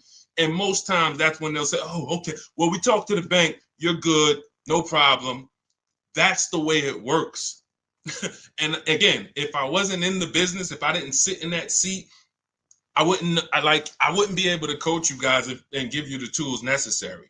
So this is why I like to see people get to the high sixes at least before you start to pursue a lease, because once that's going to qualify you for most programs. Yeah, I'm not saying you can go out and lease a Benz the first time. Usually Benz doesn't want to be your first lease, but Hondas, Toyotas, Fords, most vehicles are going to be, you're going to be just fine there. So get your credit up to and if you need a car right now and you have to buy it, I'd buy an inexpensive car. I would get a very inexpensive car. If my goal was to lease, I would be looking at something on Facebook Marketplace, a couple $1,000s, get that car, drive it for a couple months, keep my bills down, get my credit up to close to 700 or more, because that's simple to do when you have a bankruptcy. You got a literally you got a blank slate. I've seen people get one credit card or two credit cards, and in less than a year, they're at a 700 score. So you can literally be setting yourself up for success in leasing a brand new vehicle in less than a year if you follow a nice plan. Okay. But if you want it all, then yay. Some people go out, hey, I don't care. Credit score is, 0. I just came out the bankruptcy. Let me go get this Dodge Charger. I want the Hemi. I want the Hellcat. And someone will put you in the car. So it's not that, oh, Deshone, you told me I couldn't get a car. No, I'd never tell you that. Someone will put you in a car. But when you come and you talk to us about that deal and you show us your paperwork, we're going to look at you and say, hey, this was a horrible mistake, horrible, that you can't get out of now. So that's why we like to prepare, come up with a plan, and then execute that plan. Okay, there are strategies. I have a whole bad credit strategy in my book. I have a bad credit plan B. So for those of you who are like, Deshone, is there something in there for bad credit? Not only that, high mileage drivers, you guys need special strategies. You're driving over 18,000 miles. That's all in the book, Cars from Home. It's a digital book, so it'll be in your inbox by the time you jump off this stream. It'll be in your inbox. You'll have the blueprint for everything we talk about on here. Okay, and we have a welcome offer. Normally $97. You can get your book for $24. That's 75% off, only for 30 minutes. So head to my TikTok bio, my Instagram bio, click those links or the links in my Facebook and YouTube comments, get your 75% off. And then once you pay for your book, very important, screenshot that thank you page, because the book is on there. You can literally open that, save it to your computer, and then you have a support email. Just in case some of you type your email wrong, you can email my support team and make sure you get your book. All right. And for those of you who want to work with us personally, you want to see if you qualify for our Done With You shopping, where we shop together and you shop among our community. We have 2,000 people in our community. We have a private Facebook group. We have a coaching call twice a month. Then you can click those same links, but you're going to click the Done With You and see if you qualify for that. All right. Let's go, Dolan. Keep it going. Rib Slab, good to see you. Daniel Ridley, what's going on? Mrs. Onassis, good to see you. Peaceful Grace, good to see you. Killer Bees, Mr. Randy, thank you. Listen, Mr. Randy, it said you just became the number 8 member on the team. I don't know what that means, but I just want to let you know that. I appreciate it. You are the number 8 member on the team. And you got a number 1 gift badge. So, I mean, I appreciate it. I've extended my Mercedes warranty with Mercedes for years, 4 and 5. Will this be like the 3-year warranty? Hold on, let me read this again. I've extended my Mercedes warranty with Mercedes for years 4 and 5. Will this be like the 3-year warranty? I'm sorry, I don't understand the question. Could you rephrase it? Go ahead, Dolan, shoot another one up. All right, can you name good non-expensive cars to get? There's just too many. Come up with a budget, and then there's just too many cars for me to start naming inexpensive. You got to realize something. Let's all right. Here's what I give you. Let's look at what you pay for in a car. This is what's very important. All right. These are the 5 areas you pay for in a car. The more you stack these things, the more expensive your car is going to be. First thing is size. Size. The bigger the car, the more money it is. Shout out to everybody tapping the screen. If you're enjoying this, all you can do to support us is free. Just double tap the screen. That brings more people over here. Appreciate you. Listen, first thing is size. Never get a vehicle that is smaller than you need. This is very important. Not you want. I remember when I was at Mercedes, this story sticks out.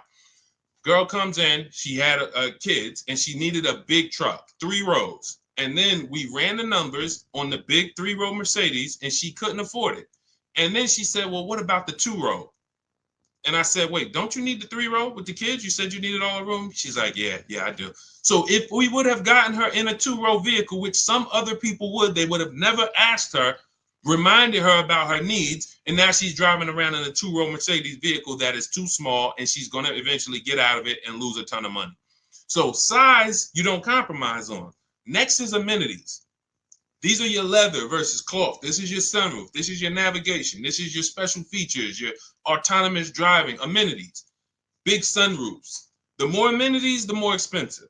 So see if it's a matter of keeping the price down, this is what you want to pay attention to. Let me get the smallest vehicle that covers my needs. Let me get the least amenities that cover my needs. Third thing is power. Power. You can have 3 vehicles in the same shell. One has a 4-cylinder turbo. One has a bi-turbo V6. One has a V8. The V8's the most expensive. You pay for power. Fourth thing you pay for is class. You can have vehicles that same size, same amenities, same power, but to go from Chevy to Acura, different class. To go from Acura to Mercedes, different class. So you're paying. So if it's a matter of keeping the numbers down, you're looking and saying, okay, what's the smallest vehicle that covers my needs, the least amount of amenities that cover my needs, the least amount of power that covers my needs, and the lowest class that covers my needs. Last thing is exclusivity. That's where you can have a very small vehicle with no amenities, but no one has it. It's very exclusive, limited production. It's going to be a ton of money. Or the opposite is true. You go with the biggest vehicle, most amenities, most power, most highest class, exclusivity, G65, G-Wagon, 65, AMG, $240,000 because it stacks everything. So that's the 5 categories of what we pay for in cars. That's where you start. Find cars that are in the smaller category and act accordingly. Okay? Man, if we could get a curriculum in school, I'd love to just get 12th grade. If I got 12th grade and we could build a curriculum for car shopping, I don't even give me 1 semester. Give me 1 semester. I'm sending people armed into the market that'll never get scammed. 1 semester is all I need. I don't need a year. Actually, the heck am I talking about? You give me a week with them. Give me 1 week. And that's our program. Cars from Home. Literally, when you go in, you'll see everything there. It's only probably 3 hours for each strategy. Leasing like a boss, buying a new car. It's only 3 hours of material. And you're like, wow, this is the 7 steps, all I need? I'm talking about a semester. I don't need no semester. Give me 3-4 hours, and this is what we do here. So, all right, go ahead. Keep it going, Dolan. What's up, AB Boggs? Good to see you, Kurt. Good to see you. Shout out to everybody checking in. What is Shonda's at? It's Shonda Martin. Those of you who are like, what's her name that teaches the credit specialist? Shonda Martin, Martin. And you can also type in, some of her profiles are Road to 750 Plus, and follow her. Learn from her. Use her stuff. She is she is serious. She's the me of credit.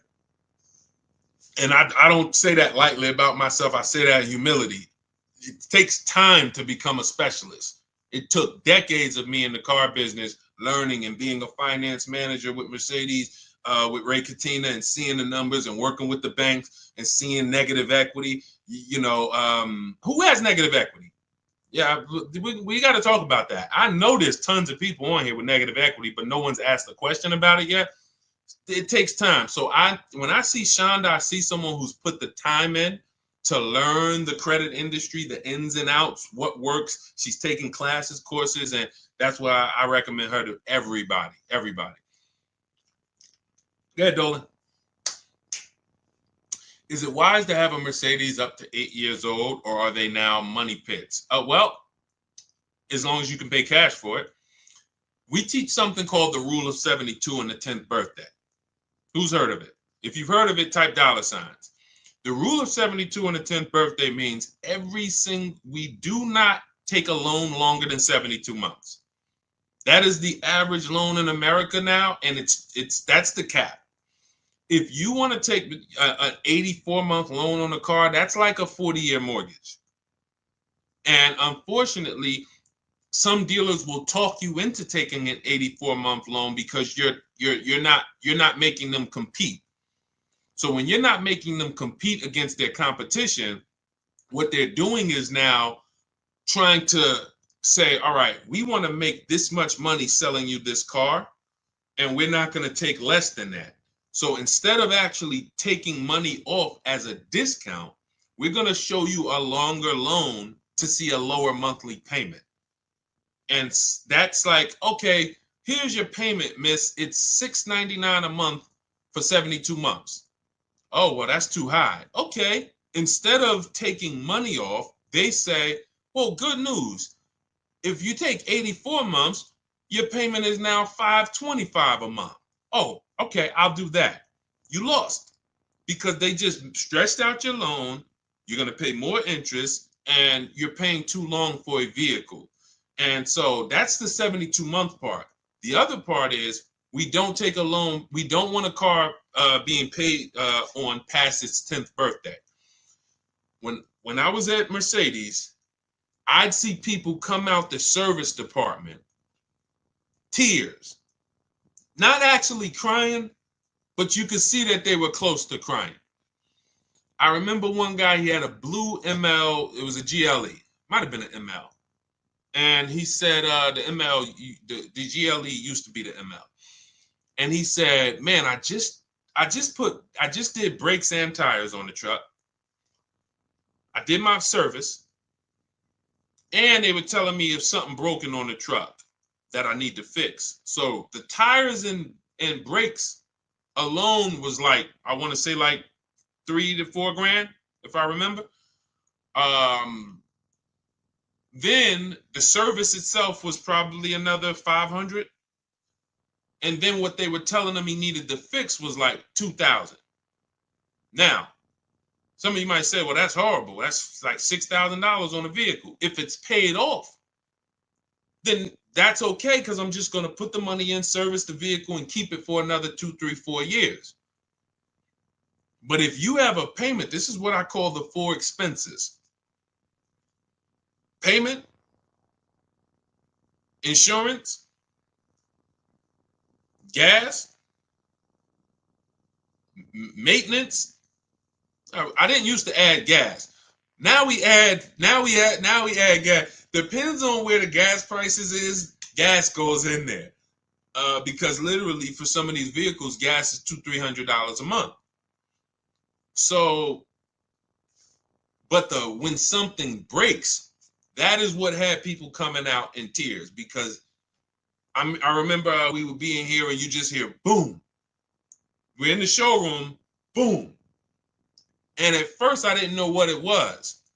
But then, Reggie, you know what I'm talking about. I didn't know what it was, but the more I worked in the dealerships, we got to know what it was. That's an auto ride or air ride suspension going out. You ever see a vehicle and it's like on the ground, or it's leaning like this, that's the air ride suspension. Boom, goes out. That's $5,000. That's $5,000. So people will come out in tears because they're like, yo, I just made my car payment and I got my insurance. See, you have to be ready for an import car or a luxury car. And a luxury car is for people who have big money. If you have the money, that means you can pay off the vehicle, which means when something goes wrong, all right, I got the cash. All I need to make sure I do is get a quality car that has a great service history and I pay a great price for it, but I can afford it. The people who are on the borderline, not able to afford these cars, you're taking loans that are too long. And when something breaks on these cars, you still have a car payment. And that's where you usually let the car go. Because now you have a car you're paying on every month you can't even drive it. This is what we call the repo recipe. Okay. So that's the philosophy on, shout out to everybody. I see you smoking with Matrix. Thank you so much. That's the philosophy on the boundaries. See, my job, besides giving you guys the strategies to pay the best prices on cars, is we have to have boundaries with the second most expensive purchase of our life, just like we have boundaries when we go buy a house. Does that make sense? Type $ if that makes perfect sense to some of you. There needs to be boundaries, things we don't cross. You know, if we don't have boundaries with houses, we say, hey, how much is that house? $600,000. Oh man, I can't afford that. Man, but hey, if you take a 50-year mortgage, here's the payment. Oh man, that's affordable. Okay, all right, let's do that. If you don't have boundaries, how many of you know you're going to take the 50-year mortgage? But most of us know we don't take a loan or a mortgage longer than 30. Because the car market hasn't been regulated, we have to create those boundaries for ourselves. And we make sure we don't cross them, or at least if we cross them, we need to know we're crossing them. Okay? I see you, Gabriel. I see you, Reggie. I see you, Mr. Randy. Shout out to the tapped in people. All right, go ahead. Let's keep it going. We got a couple more minutes. Let's go. For those of you who are like Deshone, I want everything you teach in one spot. That's my new digital book. It's called Cars from Home, 7 Steps to Saving Time, Money, and Avoiding Dealerships. It's 5-star rated. You can Google it.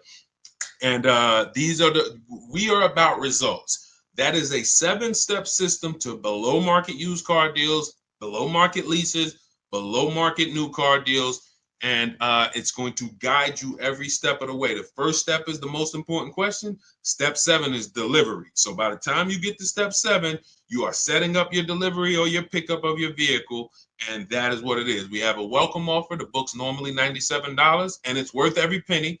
But for those of you who want who you can get to my bio, we have a welcome offer of 75% off. That's $24 in my TikTok bio, my Instagram bio, the YouTube comments or the Facebook comments. Click that link, activate your 75% off, and your book will be in your inbox by the time you hop off the stream.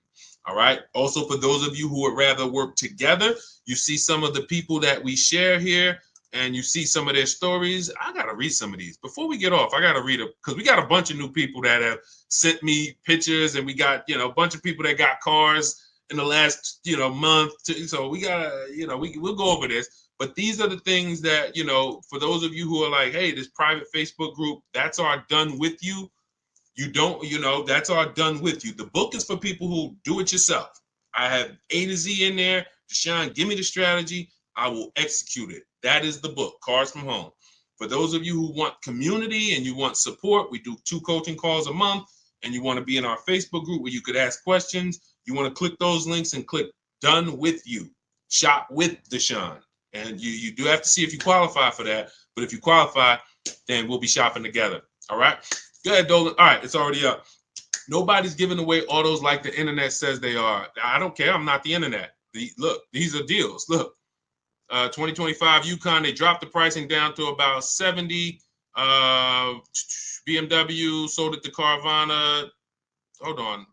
Look, original MSRP. Wait, hold on. We already talked about Jen. This is a 1.1% lease on a Nissan Murano Platinum 585, $50,000 vehicle. That's tons of discounts. I know when I got my Infiniti when I got it in November, I got $8,000 off. We could go Milligan. Look, Milligan, $79,000 Mercedes EQE 350. Look, 2024, $79,000. Look at the discount, $20,300 off with all the rebates and the discounts. Unfortunately, you just don't know how to shop. And if you can see that, you shouldn't know how. You're the public. You are the public trying to do battle with an industry. I'm somebody who I'm in the industry. And people call me all around Jersey. People know me before anybody on the internet ever knew me. People in Jersey knew me. Call Deshone, family members, friends. They still call me and say, "Hey, Deshone, I know you're teaching and all of that. I know you got the book, but hey, you know you're the person I call." We accept nothing less than big discounts and below market deals. So it's just what you know. If you had a leak in your bathroom, it might seem like, oh God, there's water everywhere. I don't know what to do. No one in my house can fix this. You call in an expert and hey, 3 minutes. Heck, man, how'd you fix that so quick? I'm an expert and I can teach you. So in our case, we teach. That's why I love sharing other people. Every one of you might probably say, Deshone, obviously you can get great car deals. You've been in the car business. The reason why I show people like Milligan and people like Raphael, look, $46,000 vehicle, $549 a month lease. Probably got 8-10 grand off to get to that payment because they're you. They were just like you, watching me, said, hey, this guy sounds like I could trust him. I'm going to give this a shot. And they did the work. They learned the system. Look, India, 2024 Hyundai Elantra Limited, $29,000 vehicle, $365 a month, no money down. These are huge discounts to get to these payments. Whether you're buying or leasing, you cannot get to a great payment on a lease without big discounts. And why is it so easy? Because we employ competition. It's simple. You're used to negotiating with one dealer, maybe two. NADA told us that. NADA told us as car salesmen, these are the statistics, car salesmen, just so you know, your average customer is only going to shop 2 dealers. That's all they know how to shop. After that, they're going to get tired. They're going to make a decision. So we use that information accordingly. We shop 25 dealers from home. What? That sounds crazy. Everyone who you've seen who are getting a new car using our system has shopped 25 dealers from home. Why is it simple? Because I have the email scripts. It's copying and pasting. When we get used cars, we're always doing all our work on the marketplaces, and we're employing competition, and we're looking at the whole market and turning the whole market into one big competition for us. That's the difference. It's a whole different world. I love for you to come to this world. And that's what you hear. When you hear people say, oh, there's no deals out there, it's no deals for you. Unfortunately, it's no deals for you. But when you come to our world, it's a different world. Deals everywhere. Good. Good, Dolan. Next question. What's up, Leon Pollard? Good to see you. Kenzie Lee on the check-in. Kate V. Bond. Good to see you. Kate Von B.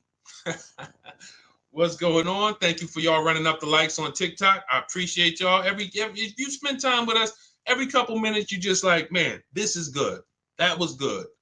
Tap that screen. Just do. Some of you just sit there for 30 seconds like, man, that was a good answer. Let me just tap this screen and run these likes up and bring some more people over here. All right, for a new EV, would you lease or buy? This is a very simple question, guys. We have a rule about leasing. It's called the 8-year rule. In my book, in everything I teach, you hear me talk about the most important question. This is it. How many years are you going to keep the next car? If it's not 8, definitely not, oh, I might keep it 8. It needs to be 8 or more. Then you purchase. Because the depreciation is going to eat you alive.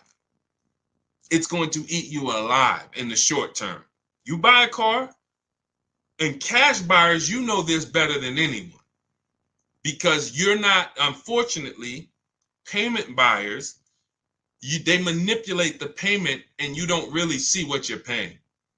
Unless you're really savvy and you just ask for the price of the car and then you match the payments yourself to see. But most people, they're not. They go in, give me the $500 a month, we got a deal.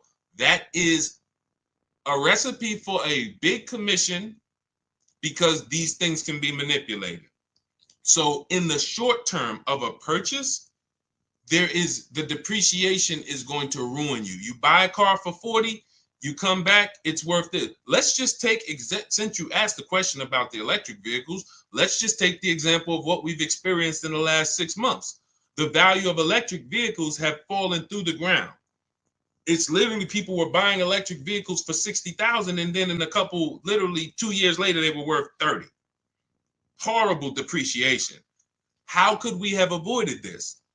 Shopping for a below market lease. Shopping for a below market lease. Short term, I'm not going to worry about the depreciation because I'm going to shop my offers. I'm going to get the lowest price on the lease. We always get at least 5 offers. Our system teaches you how to do that.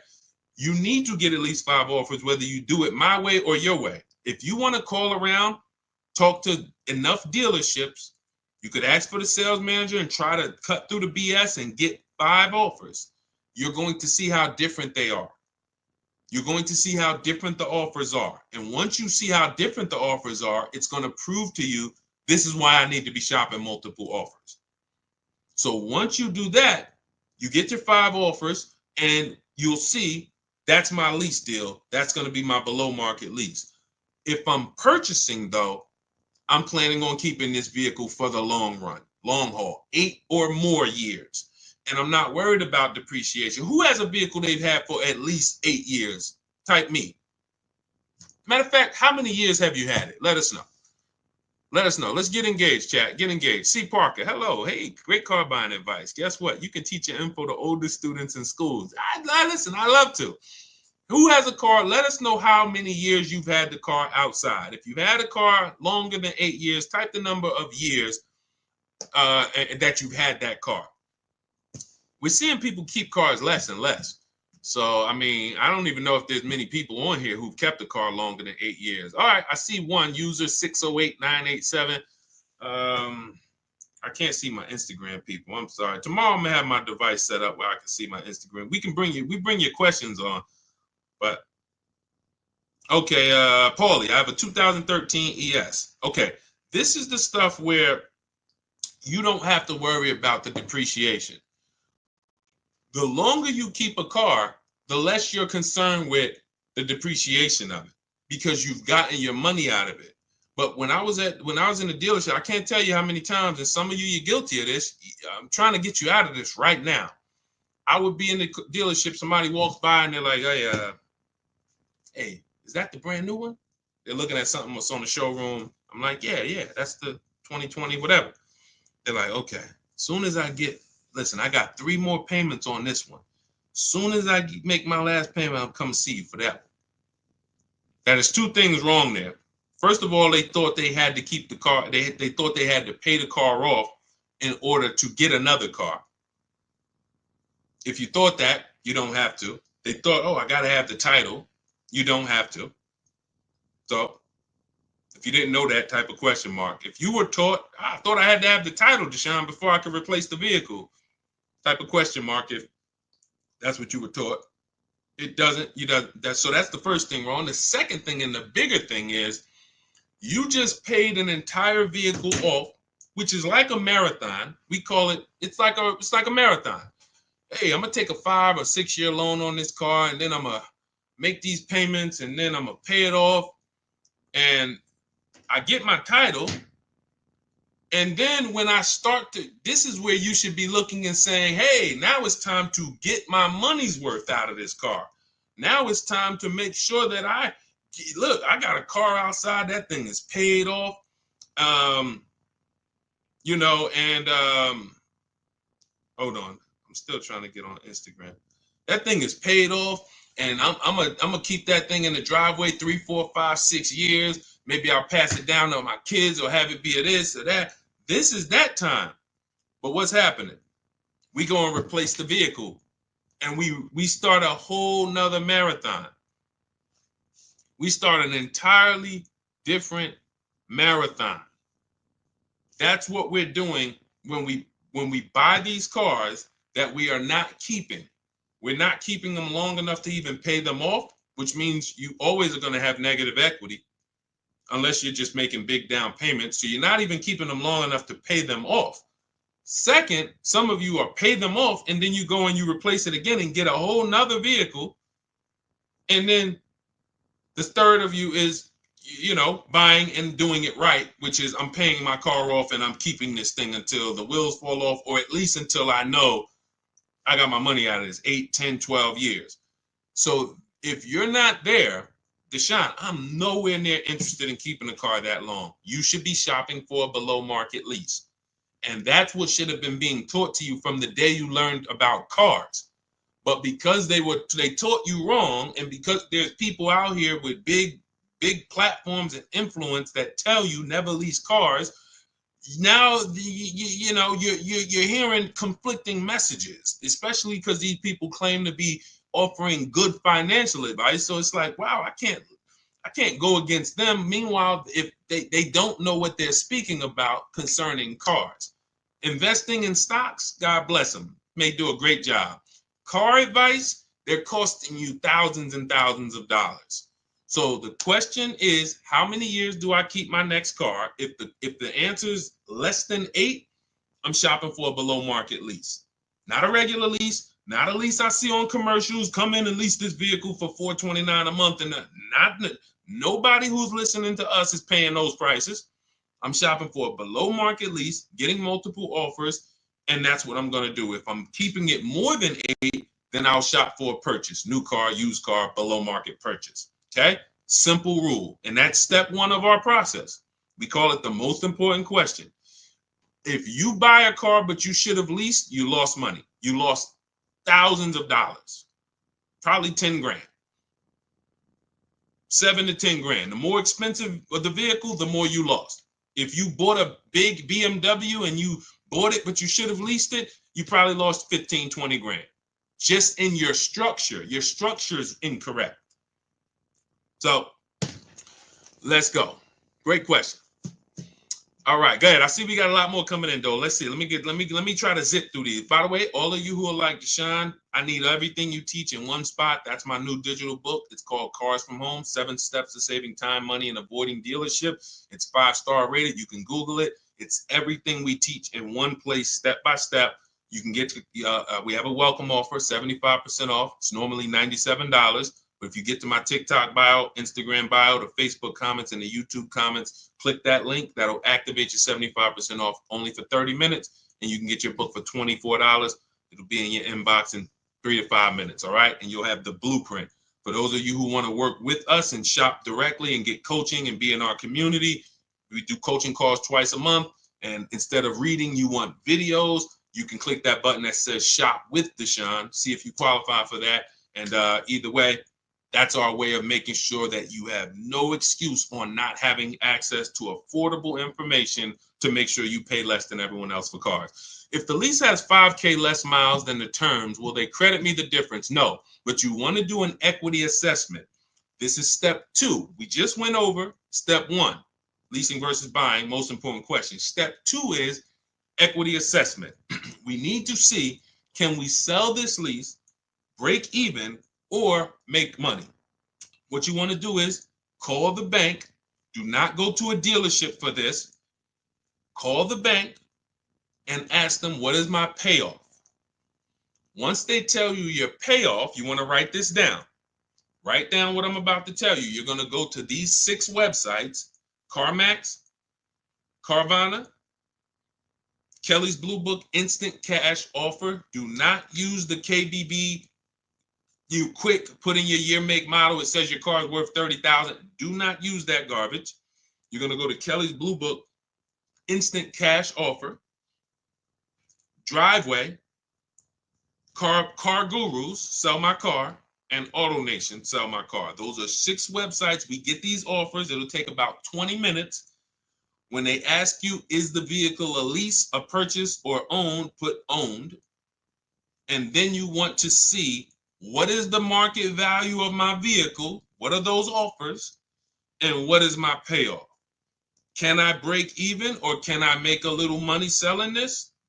A couple years ago, we had people making lots of money when cars were worth $7,000 to $12,000 more. But there's still people who are selling their leases, getting $1,500, $2,500, $3,000. Not always. It's no guarantee. But we never return a lease without checking for equity, because if there's $2,000 there, the dealer is going to keep it, and it's theirs. So this is our look like they have a lease in process that they want you to do as a customer. You can call for an inspection. That's their lease in process. In Cars from Home, we have a lease in process. It's called an equity assessment. So you want to see, yes, I'm below my miles. Is there a way that I can potentially pick up some money? Now, there's two types of equity assessments. There's a third-party restricted equity assessment, and there's a non-third-party restricted. It depends on who the lease is with. If the lease is with a company that doesn't have a third-party restriction, then you can just sell it direct to the highest bidder. If there's a lease that has a third-party restriction, then what we're going to do is there's an extra step involved, because we're not going to sell to those companies. We're going to sell to a local dealer. But we're using those 6 offers to evaluate if we even have equity. If you run those offers and you're like, hey, it looks like I got $3,000 to $4,000 or $5,000 of equity, but I have a third-party restriction, then we're going to call a local dealer. I have a script in my book. I'll walk you through who to talk to in a dealership, how to talk to the used car manager. You're going to get your 3 to 5 offers, and you sell to the dealership to get your equity. So either way, we get our equity if we have it, but we do not return a lease without ever doing an equity assessment. Go ahead, Dolan. This is good. If you're getting value out of this, type $signs. Let me know, chat. You're getting value out of what we're doing. I can't listen, Dolan. I can't get to. I'm trying to log in. It's not showing me as live on Instagram. I don't know why. I was trying to come in from a viewer perspective and see. Normally Instagram, I'd be shouting you guys out a lot more, but I cannot. I'm just having trouble getting to you. So on the next stream, we'll make sure you're here. But you guys can see if you type your questions, we bring them in. Shopping for a lease deal on a BMW X3 or Audi Q5. Credit score is 750. What's a good lease deal? We don't know. What you want to do when you estimate, first thing we do to even see if is this a vehicle we should even be looking at, is you take the MSRP, and we base a great deal. There's 3 types of leases: a steal, a great deal, and then it's time to chill. That's actually the verbiage that I use. Time to chill means, look, I like the vehicle, but next. Because what you have to understand about leasing, our system is going to make sure you find the dealer who is going to give you the biggest discount, because it's a numbers game. We have a system we call 25 to 5 for new cars and leases. We're going to connect with 25 dealers online from our house. Every car I get, I'm sitting right here, including the last one. Every car I get is from my living room or from my home office. So we're connecting with 25 dealers online to get at least 5 offers. We pick the best one. And then I have a calculator in my book and in our course where we put the offers in, and it tells you what to counter offer, because we never want to accept a deal without a counter offer. Now, once that's done, we know what the best deal is on that car. It's not going to be the same as the BMW. It's not going to be the same as the last vehicle or the Chevy. Every single vehicle has a different lease program. This is very important to understand. You cannot control the lease program. What is the lease program? The money factor, which is the interest rate from the bank, because you cannot use your own bank on the lease. The interest rate is let's stay on the interest rate. Dealers, the worst dealers, mark up the interest rate because you can't shop for it on your own. So they're going to do something we call padding the interest rate. Thanks for sharing, Jacqueline. I appreciate you. Shout out to the sharers. They're padding the interest rate. So they're going to leave themselves some negotiating room there. Then you have the residual value, and then you have any incentives, any rebates. Those three things make up a lease program, and we have no control over any of those things. Some are much more aggressive based on the fact the manufacturer wants to move the car. They'll put some big rebates on it. They'll put some different incentives on it. The interest rate is going to be low. And some manufacturers have certain cars where they're not going to do that. They might say, okay, for the Range Rover Autobiography, we are not going to do any incentives at all, whatever. That's the lease program. Again, nothing to do with the dealer who's going to be discounting the vehicle. Our system is to find the dealer who's going to say, all right, this is my offer. And you look and they're like, taking off a big amount of money compared to the other offers. That's why my two favorite words are multiple offers. That's how we guarantee we never have buyer's remorse. And that's how we guarantee we paid the lowest amount. So once you now see that there's no way I can control the lease program, now we understand that when let's go back to the three types of lease deals. A steal is a 1% lease. A 1% lease is, you look at a $40,000 vehicle, when you get your offers, it's $400 a month or less, no money down. The payment that we get is 1% of the total MSRP or less. I just got one on my Infinity truck, $54,000. It was $499 with $1,200 out of pocket. Probably would have been, with first payment out of pocket. We always shop with first payment. We have templates for this, so you don't even have to worry about putting this together unless you want to do it on your own. Do it your way. That's fine. You can try to remember this. But in my book, and when we're shopping together, we have templates. You copy and paste this stuff, so you don't have to remember this. But the 1% lease is 1% of MSRP. I would say my lease on that Infinity truck would have been, it's $499. It probably would have been about $512, $515 maybe, and it's a $54,000 truck. So it's less than 1% of the MSRP. That's what we call a steal. But you need a great lease program to get a steal.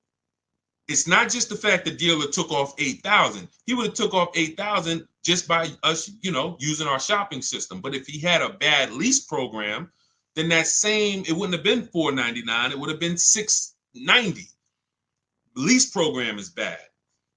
So we don't know what these are going to be until we shop for them. Now, we do have the 1.5% rule. It's very important because many people, when I first started talking about leasing, I knew people were going to go out there, not learn about how to get great leases. They were just going to go into dealerships and say, hey, I want to lease. I saw this guy on, Instagram or TikTok. He told me I shouldn't be buying cars anymore. Man, show me what a lease looks like.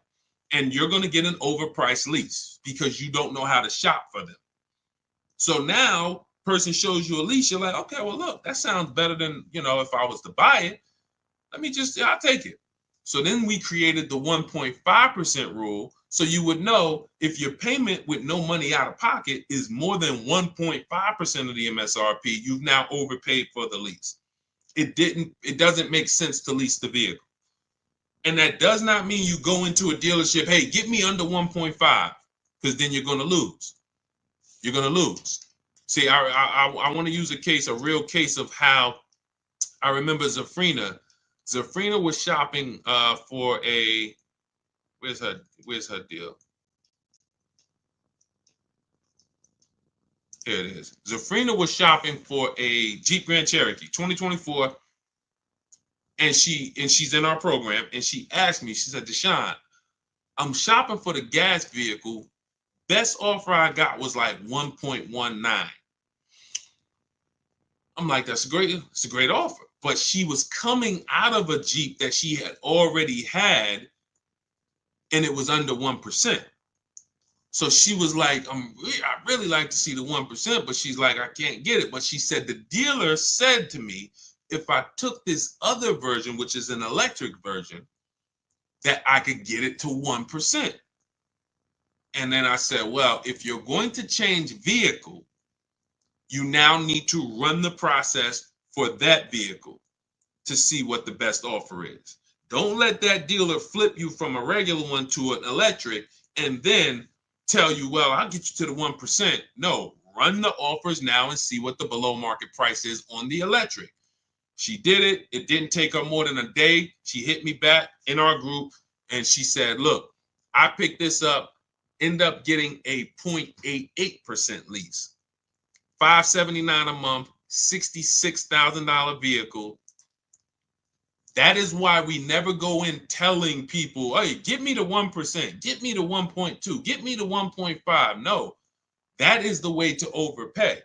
We sit at home, we get our offers, we work the system, and then we let the best deal reveal itself. When Milligan saved, look, I'm going to go back to Milligan. She got $27,000 off her Mercedes here. You guys can't see this on TikTok, but if you ever watch the replays on YouTube or on Facebook, you'll see $20,000. It's a $79,000 vehicle. She got $20,300 off from home using the Cars from Home system. She didn't know she was going to save $20,000. That's the thing. We get the questions a lot. How much should I look to save off this vehicle? We never know. We do the process. We take 2-3 days. We work the market, use our scripts, use our templates, and then we see what is the best deal on this vehicle. That's how everyone does it. That's how Kimberly did it to get $20,000 off her Maserati. You guys can see here, she bought a Maserati, got $20,000 off of it, brand new. I'm just taking the biggest discounts because I want you guys to know, Sean, when he got his F-150 Lightning, he saved over $20,000. But they didn't go in saying, I know I'm going to save $20,000. They didn't go in saying, oh, man, they just worked the process, budgeted for their vehicle, and when they saw, oh, shoot, I saved $20,000 off this thing, and it was just a pleasant surprise. You look at somebody like Tiffany. Tiffany got $6,500 off her Mazda. Where's Tiffany? She got $6,500 off her Mazda, 2024 CX-90. That was the below market deal for her. But she shopped the offer. She saw some dealers not discounting, some dealers taking off $2,000, some dealers taking off $3,000, $4,000, and then the winning dealer took off $65,000. That's the below market deal. That is the process. So there's no push button solution. There's no magic formula other than we work our process, our Cars from Home system. We let the market submit offers. We pick the below market offer if it's in our budget. That's it. And that number is going to vary based on the vehicle, based on the programs. All right? Listen, everything that we've been going over, including questions that we didn't get to, it's a lot of questions that no one asked. You didn't ask about negative equity. You didn't ask about high mileage driving. You didn't ask about getting loans. We have a system called the bank bidding war to make banks and credit unions bid for our rate. So everything that we've discussed and things that no one asked yet is in my digital book, Cars from Home, 7 Steps to Saving Time, Money, and Avoiding Dealerships. You can get a copy as part of our welcome offer. It's normally $97. You can get a copy 75% off for 30 minutes, $24. Get to my TikTok bio, Instagram bio, YouTube comments, or the Facebook comments. We got a link there for you. And as long as you get there before 30 minutes, you got a copy for $24. It's everything we teach step by step to below market deals. That's a do-it-yourself master blueprint. Doesn't matter who you are, if you're an introvert, if you are, soft-spoken person, timid person, this is perfect because we don't talk. I'm never teaching you to go in and talk and negotiate with people who negotiate 3 times a day for a living. You can win by sitting at home and making these people compete for your business. That's our system. So get your copy for 75% off. You'll have everything we teach. Now, those of you who want to do it, Deshone, can we shop together? We have a done with you program. You can go to those same links in the bios and in the comments, and you'll see a link that says shop with Deshone. See if you qualify, and then we'll walk you through the entire process through video form. We have our Facebook community where you can ask questions and get support, and you're in a community with 1,600 people in our Facebook group alone, and we do coaching calls twice a month. So get in where you fit in. Does not matter. Just make sure you are using what we are talking about, because corporate greed is out of control. No one cares when you overpay for a car but you and your family. No one cares. The dealer doesn't care. The government doesn't care. There's no lawyer who's going to say, oh, man, wow, you paid how much? Man, I'm going to help you get that money back. Nobody cares. So we make sure we arm ourselves with the right information so that we make sure when we shake our hand and drive off in that new car, we guarantee we didn't leave any money on the table. That's what I want for you. So God bless you. I will check back in soon. We'll be, see you on another stream, and keep unlearning and relearning.